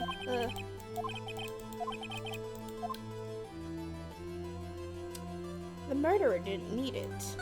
I just need them to let me present this. This is all I ask. Why would the murderer have spent the time to look for the stray bullet? I haven't got a clue. But the murderer had no reason to take that bullet. You don't want to admit it, but it's true. Had to take it. The murderer. What does that mean? You're thinking too normal. Think crazy. Don't think why the bullet was taken. Think why the bullet had to be taken. Mr. Edgeworth? Yes, Your Honor. I heard your bullet. Well, the murderer had no intention of taking the bullet from the scene, but the murderer had to take it. Had to take that bullet. Had to, Mr. Wright? What do you mean? Well, for instance what? Maybe the bullet hit the murderer. The bullet hit the murderer? Just saying, for instance. I mean, if it hit you, you would have to take it with you, wouldn't you? It's not like you could perform surgery right there. You know? Wait a second. I was just talking off the top of my head, but if that really has happened, let me get this straight. So at the time of the murderer themselves was shot. And they left the second bullet still inside of them. Thus leaving the only bullet at the scene of the crime. Yes, I guess that's how it worked, yes. But there's a problem with that. The other two people rescued from the elevator, Miles Edgeworth and Yana Yogi, were both unharmed. So, what does that mean? The murderer came from outside, yes. Oh. Wait a minute, wait. The call was coming from outside the house. That's crazy.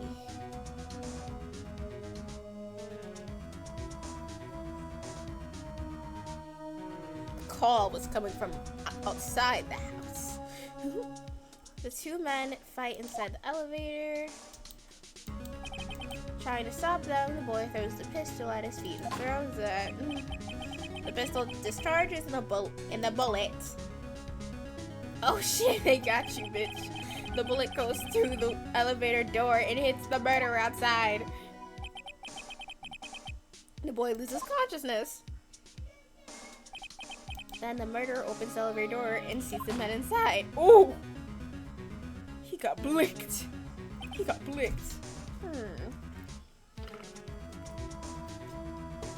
Interesting, no?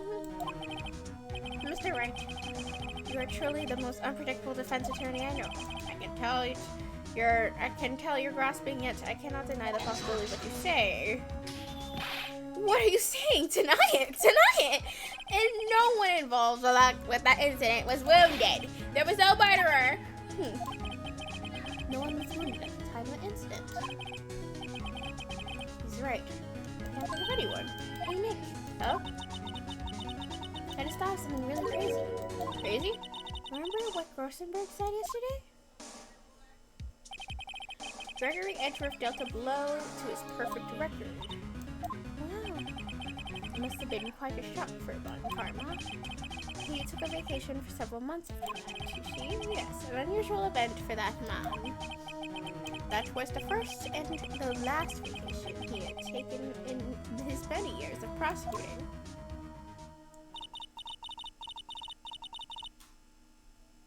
Oh. What if Von Karma didn't take the vacation because of shock? But he took it because he was injured.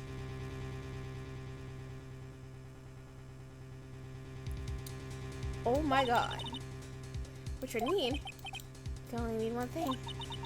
He was the murderer of the DL6 incident. He was the man who shot Gregory Edgeworth. He was Von Karma. Oh man. Something wrong, Mr. Wright? You seem dazed. No, Your Honor.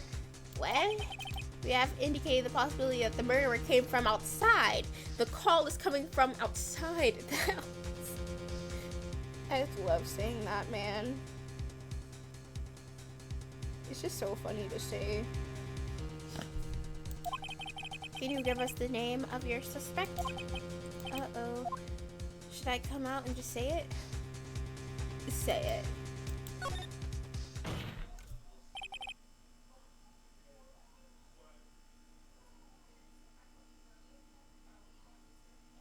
Your Honor, this is a suspect. A lone suspect. Well, this is certainly interesting news. Well, Mr. Wright, who is your suspect? My hands are shaking. What? Von Karma! Von Karma?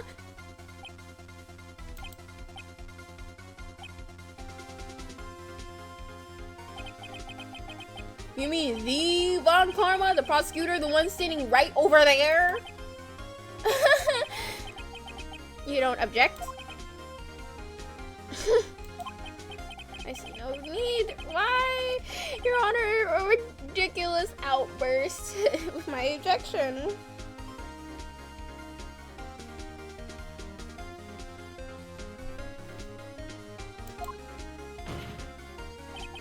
Because you took a vacation for several months starting the day after the incident. Yet you pride yourself on a perfect record. Why would you take such a long vacation without any reason? So you're claiming I took a vacation to heal from my injury? Fascinating. Prove it. I would have needed surgery, no? Where did I go under the knife at Mr. Wright? Bring the doctor that operated on me. Have him testify. Ugh. Nick, let's find out who his doctor is. It's no use. Edgeworth? I know Von Karma, perhaps too well. He's perfect. He wouldn't leave clues. He probably didn't undergo surgery. That would leave a doctor as a witness. Ugh. Nobody's that perfect. So, what, Nick? What if Von Karma... Wait a minute. Wait. What does that mean? That means Bullet has to be some...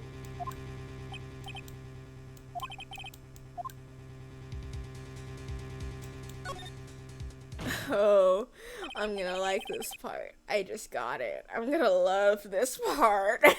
Alright, Von Karma, I'll prove it.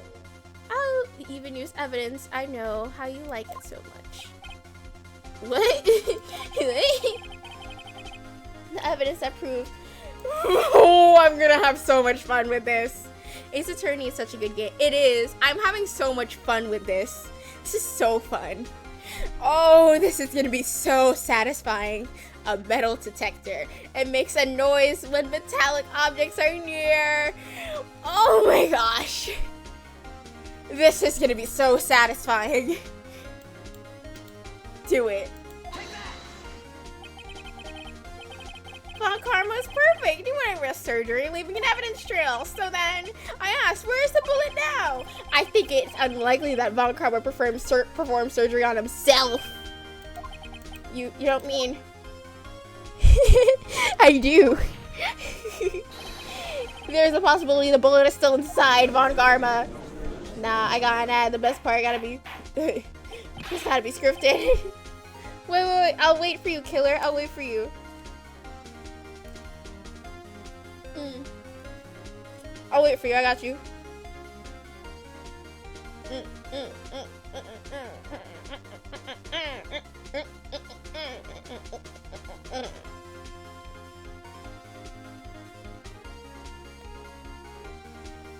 Okay, is the ad over?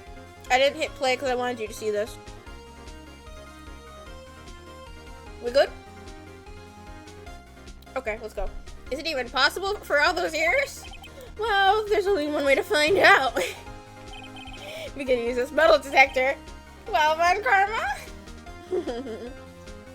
You're fucked, dude. You're so fucked. I'm going to run this over you and see what we find. Oh, that bitch is scared. Look at his little face. He's cooked. I refuse. You refuse. But refusing, this means you acknowledge that the bullet is still inside you.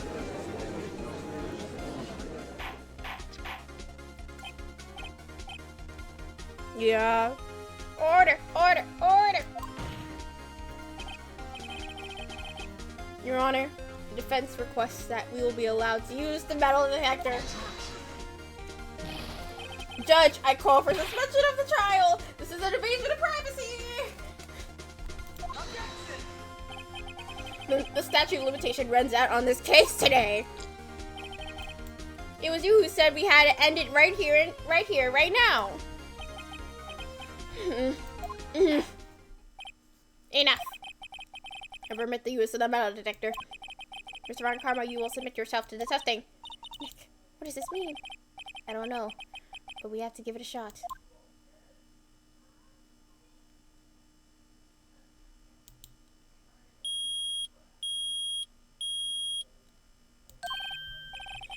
Oh, it reacted. Something's inside his right shoulder. The bullet. Mr. Von Karma? You! I'm sorry, that was so fucking funny.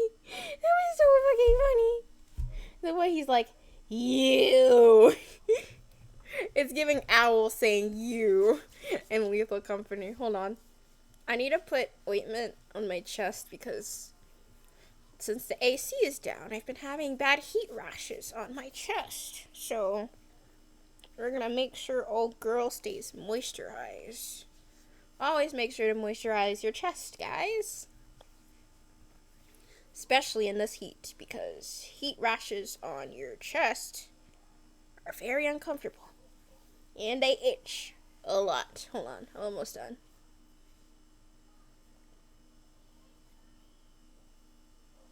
So hard trying to do it underneath a shirt. Okay. I was smacking my stomach just for that. Okay. Heat rash ointment applied. Alright. You. Oh, I should do it in the owl voice. You. It was you. I was afraid this would happen, and so I remained silent. Indeed, there's a bullet in my shoulder. However, it has nothing to do with this incident. What? I was shot in the shoulder long before the DL6 incident. I claim that the bullet in my shoulder has no relation to DL6. Bitch, be so for real. But Mr. Von Karma, can you prove that? Prove. I have no obligation to prove anything. It is Mr. Wright who must prove something here. No, Mr. Wright? Well, can you prove it? Can you prove that the bullet in Von Karma's shoulder was from DL6? Of course you can't! You can't have any evidence of DL6 evidence! It's because you took it out of the court records yesterday. With no proof, you cannot commit me of a crime. So sorry, Mr. Wright. No. I'm the one who's sorry, Mr. Von Karma. What? You were close. One day away from freedom. But you see, I have proof. What? Who would have thought you would dig your own grave trying to convict Edgeworth? I can link the bullet in your shoulder to DL6 incident. And here's my proof.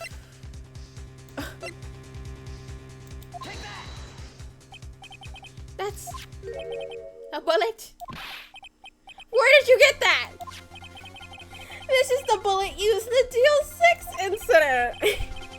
This was taken from the heart of the victim, Mr. Gregory Edgeworth. The bullet is preserved quite nicely with all the ballistic markings intact. Ballistic markings. You may recall the term. Oh, I'm gonna have so much fun ruining him.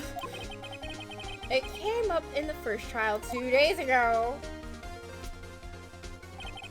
Ballistic markings are the fingerprints of the weapon.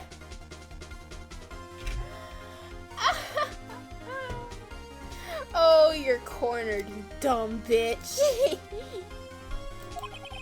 All bullets fired from the gun are marked with the weapon's unique pattern. By examining the markings, you can tell which weapon fired the bullet. It's quite accurate. The judge said it himself. We have 2 bullets in our possession. One, the bullet removed from Gregory Edgeworth's heart. The one in Von Karma, the other one, Mr. Von Karma is, the other Mr. Von Karma is the bullet buried in your shoulder. Yeah, bitch. Hold on.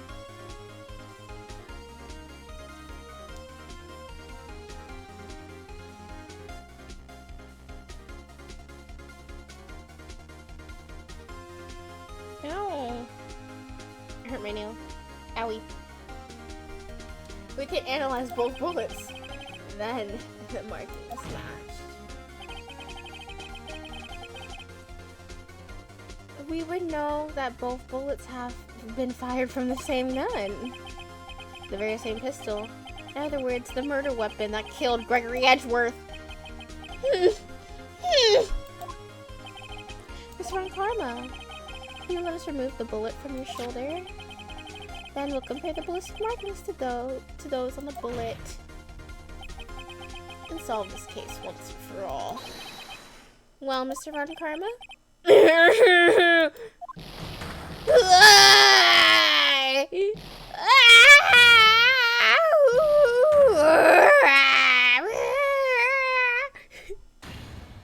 Good God, that scream.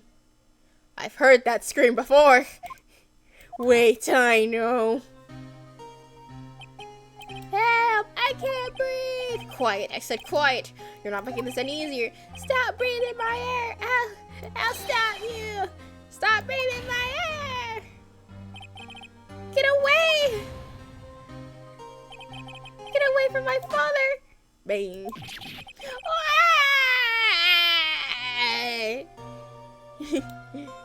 It was his.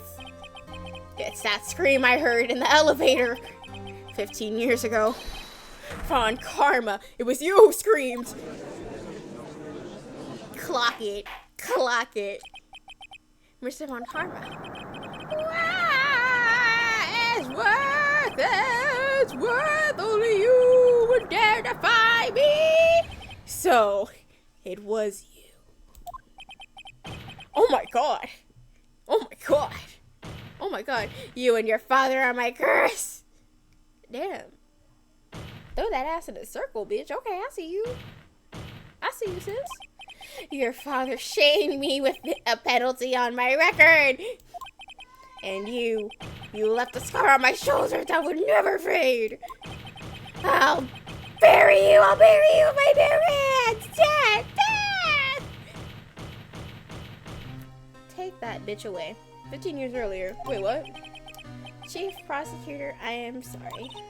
Von Karma, it's not like he would make this kind of error. I never would have thought that Edgeworth would be the one to catch you.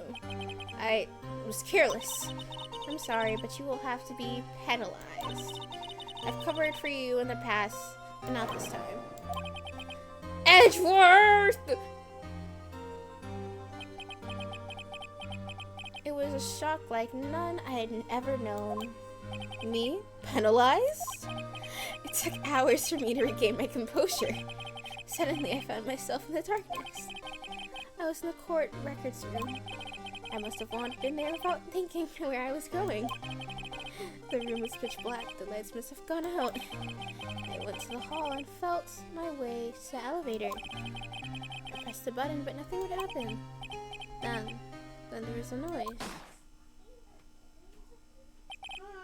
Hi. I sent you a text. You did? Yeah, to see if you wanted to go to Doubles, buy one, get one free Starbucks tomorrow.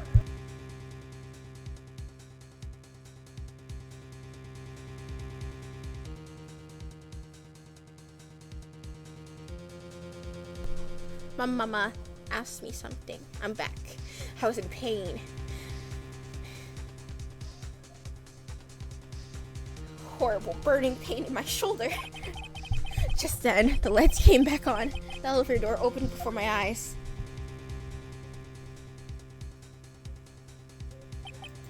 I saw 3 people inside, all lying unconscious from oxygen deprivation. Much to my surprise, a pistol lay at my feet. I knew it then. It was my destiny. Well, damn, bitch. In his last moments, Gregory Edgeworth was still unconscious. He died never knowing who had shot him. Later, he spoke through a medium, blaming Mr. Yoki.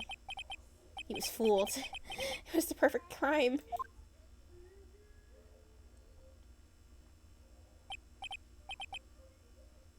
Tisk, tisk, tisk.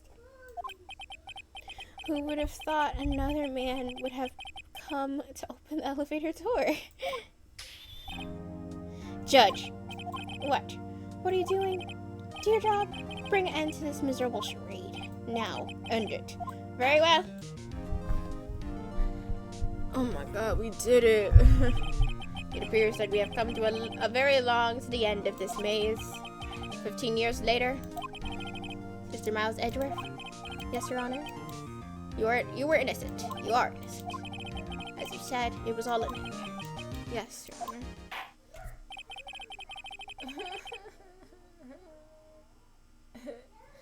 Y'all can't do it like me. I say it before I said it again. Y'all can't do it like me. Cause I did that shit all on my own. And that's on Larry. The fears of the defendant finds Miles Edgeworth not guilty.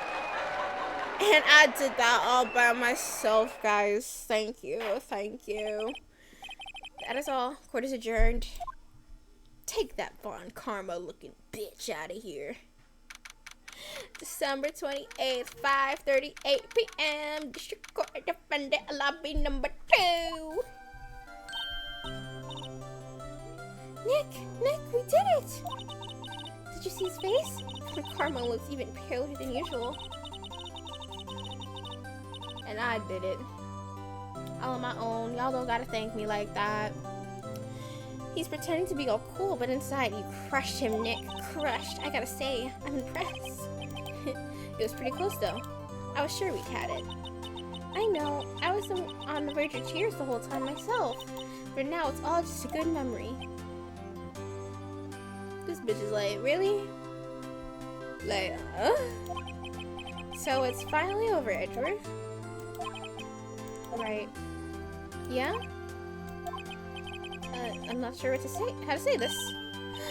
I know. Try. Thank you. I see. Thank you. Right. You're welcome. I think you could have done better than that. I'm sorry. I'm not good at this sort of thing. You've got a lot to learn, Edgeworth. She's got you there. Whoop! Amazing, pal. You pulled through just like I thought you would. I'll never forget this. I owe you one, pal. And tonight, let's party. Dinner on me. Yeah, my salary went down a bit this month. But who cares? See, Mr. Edgeworth, you should take a lesson from Detective Gumshoe. That's how you say thank you. I see. Whoop! I feel foolish. Don't worry, take it a little at a time. You'll get used to it. It's been 15 years since I've seen Edgeworth this unguarded. Hey, y'all! Lotta! Y'all were great in there. Thank you. Yay, Edgeworth, congrats. Thank y'all very much. I knew you were innocent from the start, of course. Just look at you. You wouldn't stick your hand in a cookie jar even if no one was there. You were the witness on the first day of the trial, weren't you? Yeah, well, let bygones be bygones, eh? Your internet? What's up with your internet, killer? Speaking of which, what are you doing now, Lotta? Oh shit, I hit the wrong thing. No, I don't want to look at my files.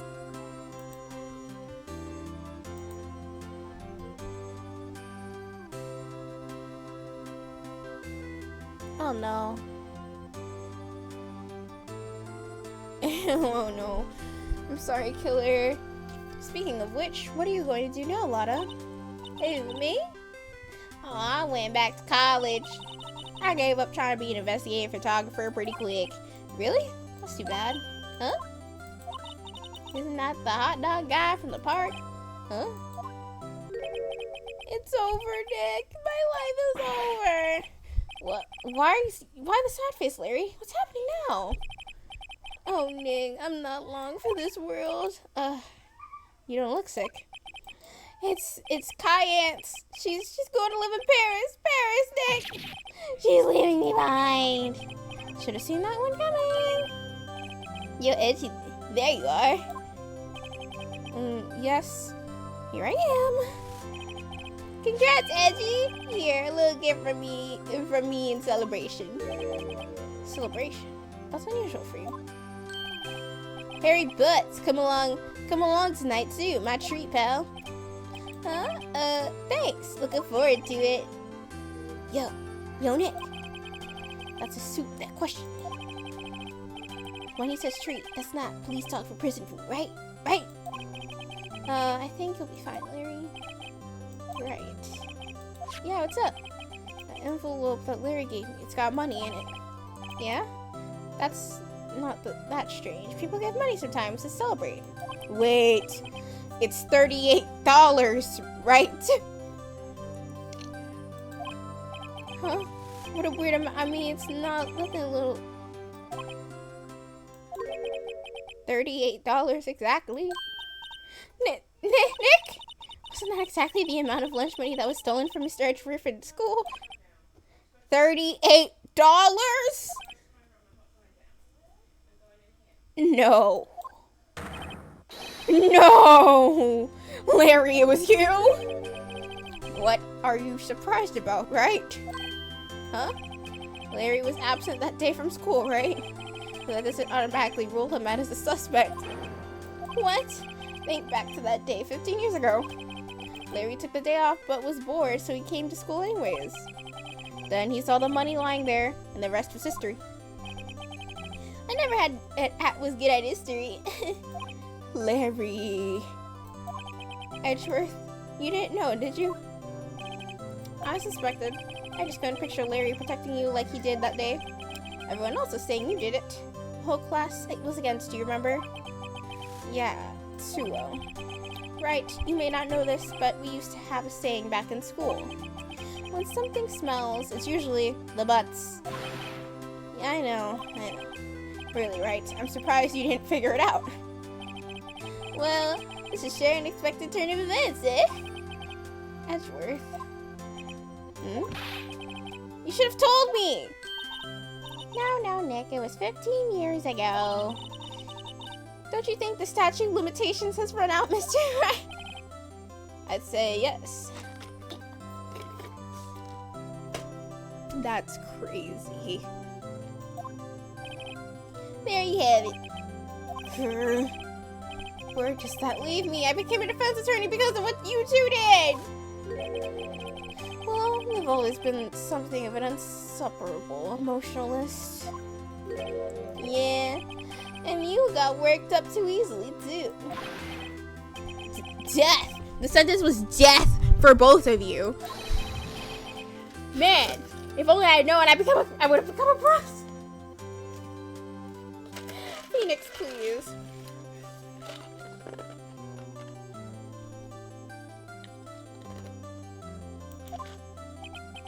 The same goes for me, only the other way around. For the longest time, I thought I might have killed my own father.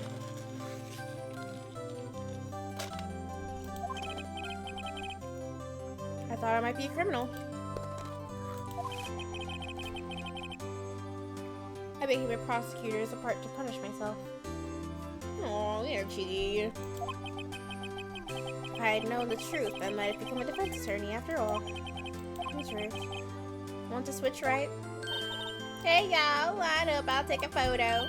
Hey, photo time, let's go! And after that, dinner on me! Detective Gumshoe took us out on the town that night. We celebrated Edgeworth's newfound freedom, even though Edgeworth himself was still in detention.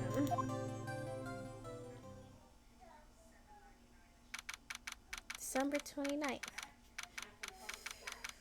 5:02 a.m. Wright & Co. Law Offices. Whoa, I went a little overboard yesterday. My head hurts. Huh? It's only 5. Maybe I should go back to sleep. What's this? A letter? Good morning, Nick. You were really impressive yesterday. Seeing you, it made me think about what I'm doing here. I'm a spirit medium, in training, of course. I wanted to help Mr. Edgeworth too. I wanted to help you. But I couldn't. I was useless. So I've decided to go back to my training. I'll become a full-fledged spirit medium for starters. I couldn't say it to your face, so I left this letter. Goodbye, Nick. Maya.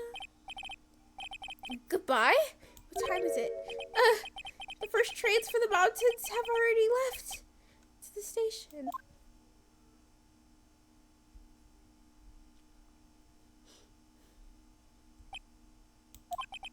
I guess I'm too late. Hey! Oh my god, thank god. Huh? Luna, babes? Hi, Luna. Come here, baby. Psst, psst, psst. Come here, baby. Hi, Luna, babes. Hi, Luna Boona. My cat's come to say hi. Hi, Luna, babes. Do you want to say hi to stream? Let me scoop you up carefully. Hold on. Ugh. Luna, say hi to stream. Say hi, baby. Say hi. Say hi. Meow. Meow, meow, meow. Say meow. Say hi, baby. Luna babes. Say hi. She's not talkative right now. It's because I'm not talking. Nick? Maya? So, you're leaving?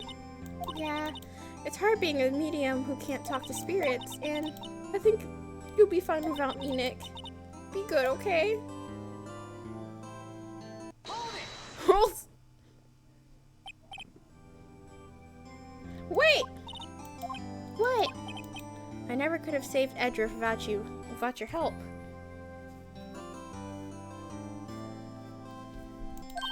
Huh? On the last day of the trial, I heard Mia's voice. You heard my sister? Yes, only her voice, but still. It was the very end when I thought we lost everything. Well, that's my sister for you. Detective Gumshoe helped, and Detective Gumshoe, and even Larry. I'm the only one that couldn't help. I was useless, Nick. But you were the one who stopped Von Karma, Maya. Huh? I didn't do anything. All I did was wander around in a daze. Sorry, but I have evidence that you helped. Evidence?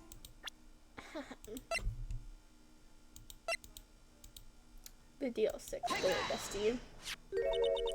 A bullet? Von Karma was convinced he had taken all the evidence pertaining DL6. But you were the one who rescued the last piece of evidence we needed. That was the bullet that put an end to Von Karma. And you were the one who gave it to me. Nick. Thanks, Maya. I couldn't have done it without you. I'll be back soon. Huh? I'm going to complete my training and come back. Okay. I'll be waiting.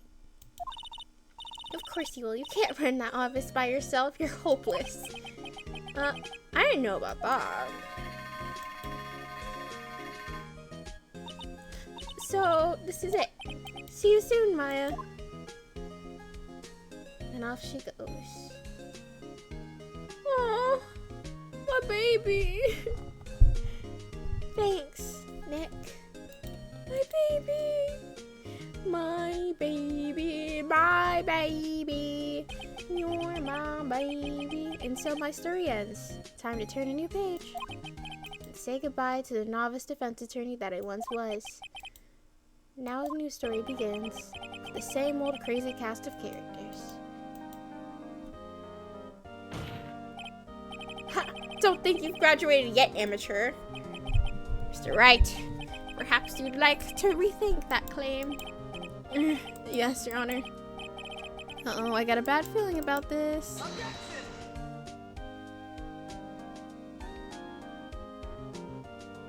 Did I beat the cat?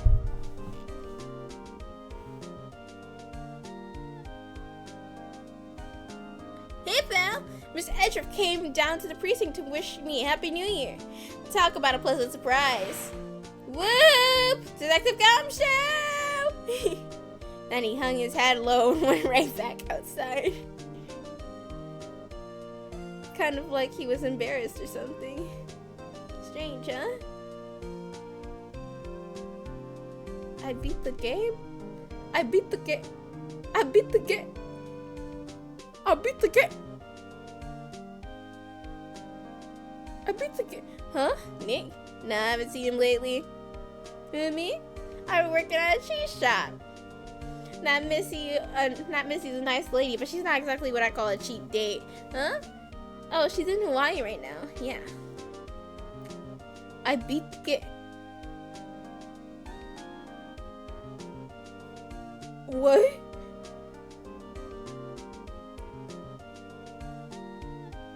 Who? Right? Yeah, I remember him. I heard he's been busy lately. You know, not to ring my bell, but I sort of taught him everything he knows. I'm sure he's grateful.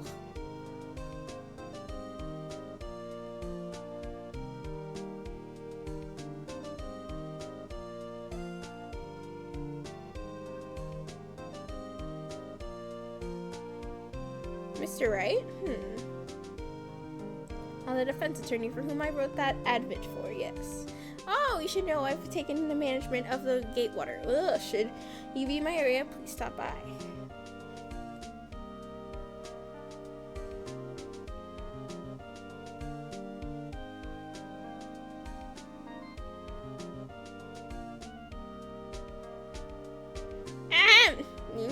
Oh, it's you. Sir Wright? Ah, yes, Mia's understudy, has he not?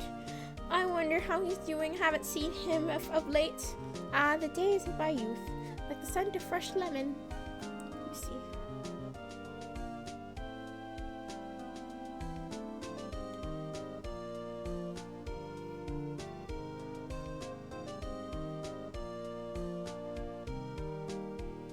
Phoenix Wright?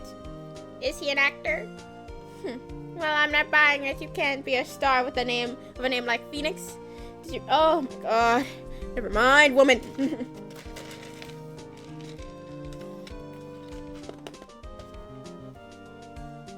Whoa.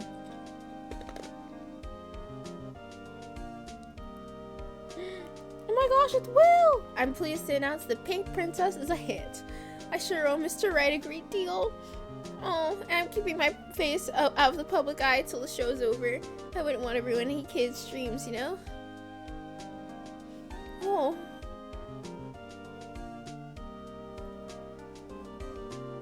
Wow. Oh. Oh, I got a letter from Maya the other day. Sounds like she caught a cold standing under a waterfall. I wanted to visit, but I didn't have time, so I sent her some Pink Princess trading cards. She says she can't buy them where she is. What kind of place is she living at anyway? Whoa.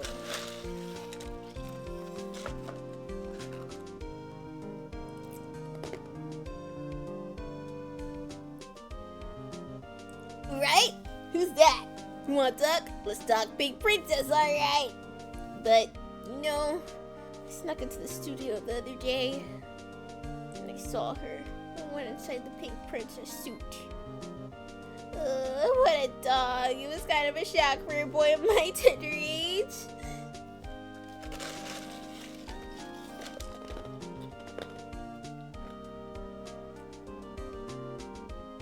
Whoa. What? Yeah, I remember, right? That Lori guy. Me? I'm in training to become a paranormal photographer. You know, that picture I took of everyone? Well, just behind them, there's a ghost. For real. Now that's talent. I'm gonna be famous. I want to see the picture. I want to see the picture.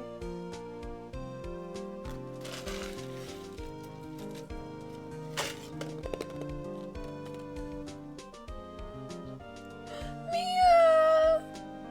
Aww. Oh my gosh. Aww.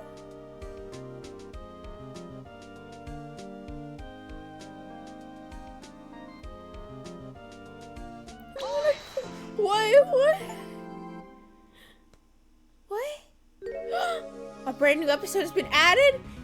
It's not the end. Whoa. What's that, guys?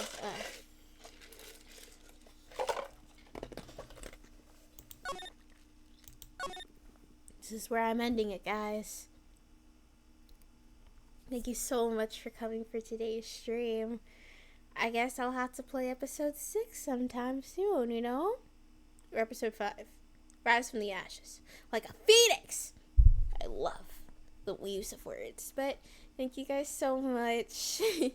I might do morning streams usual like this again. But I hope everyone's day goes well. And I'll see you all later tonight. I love you. And bye.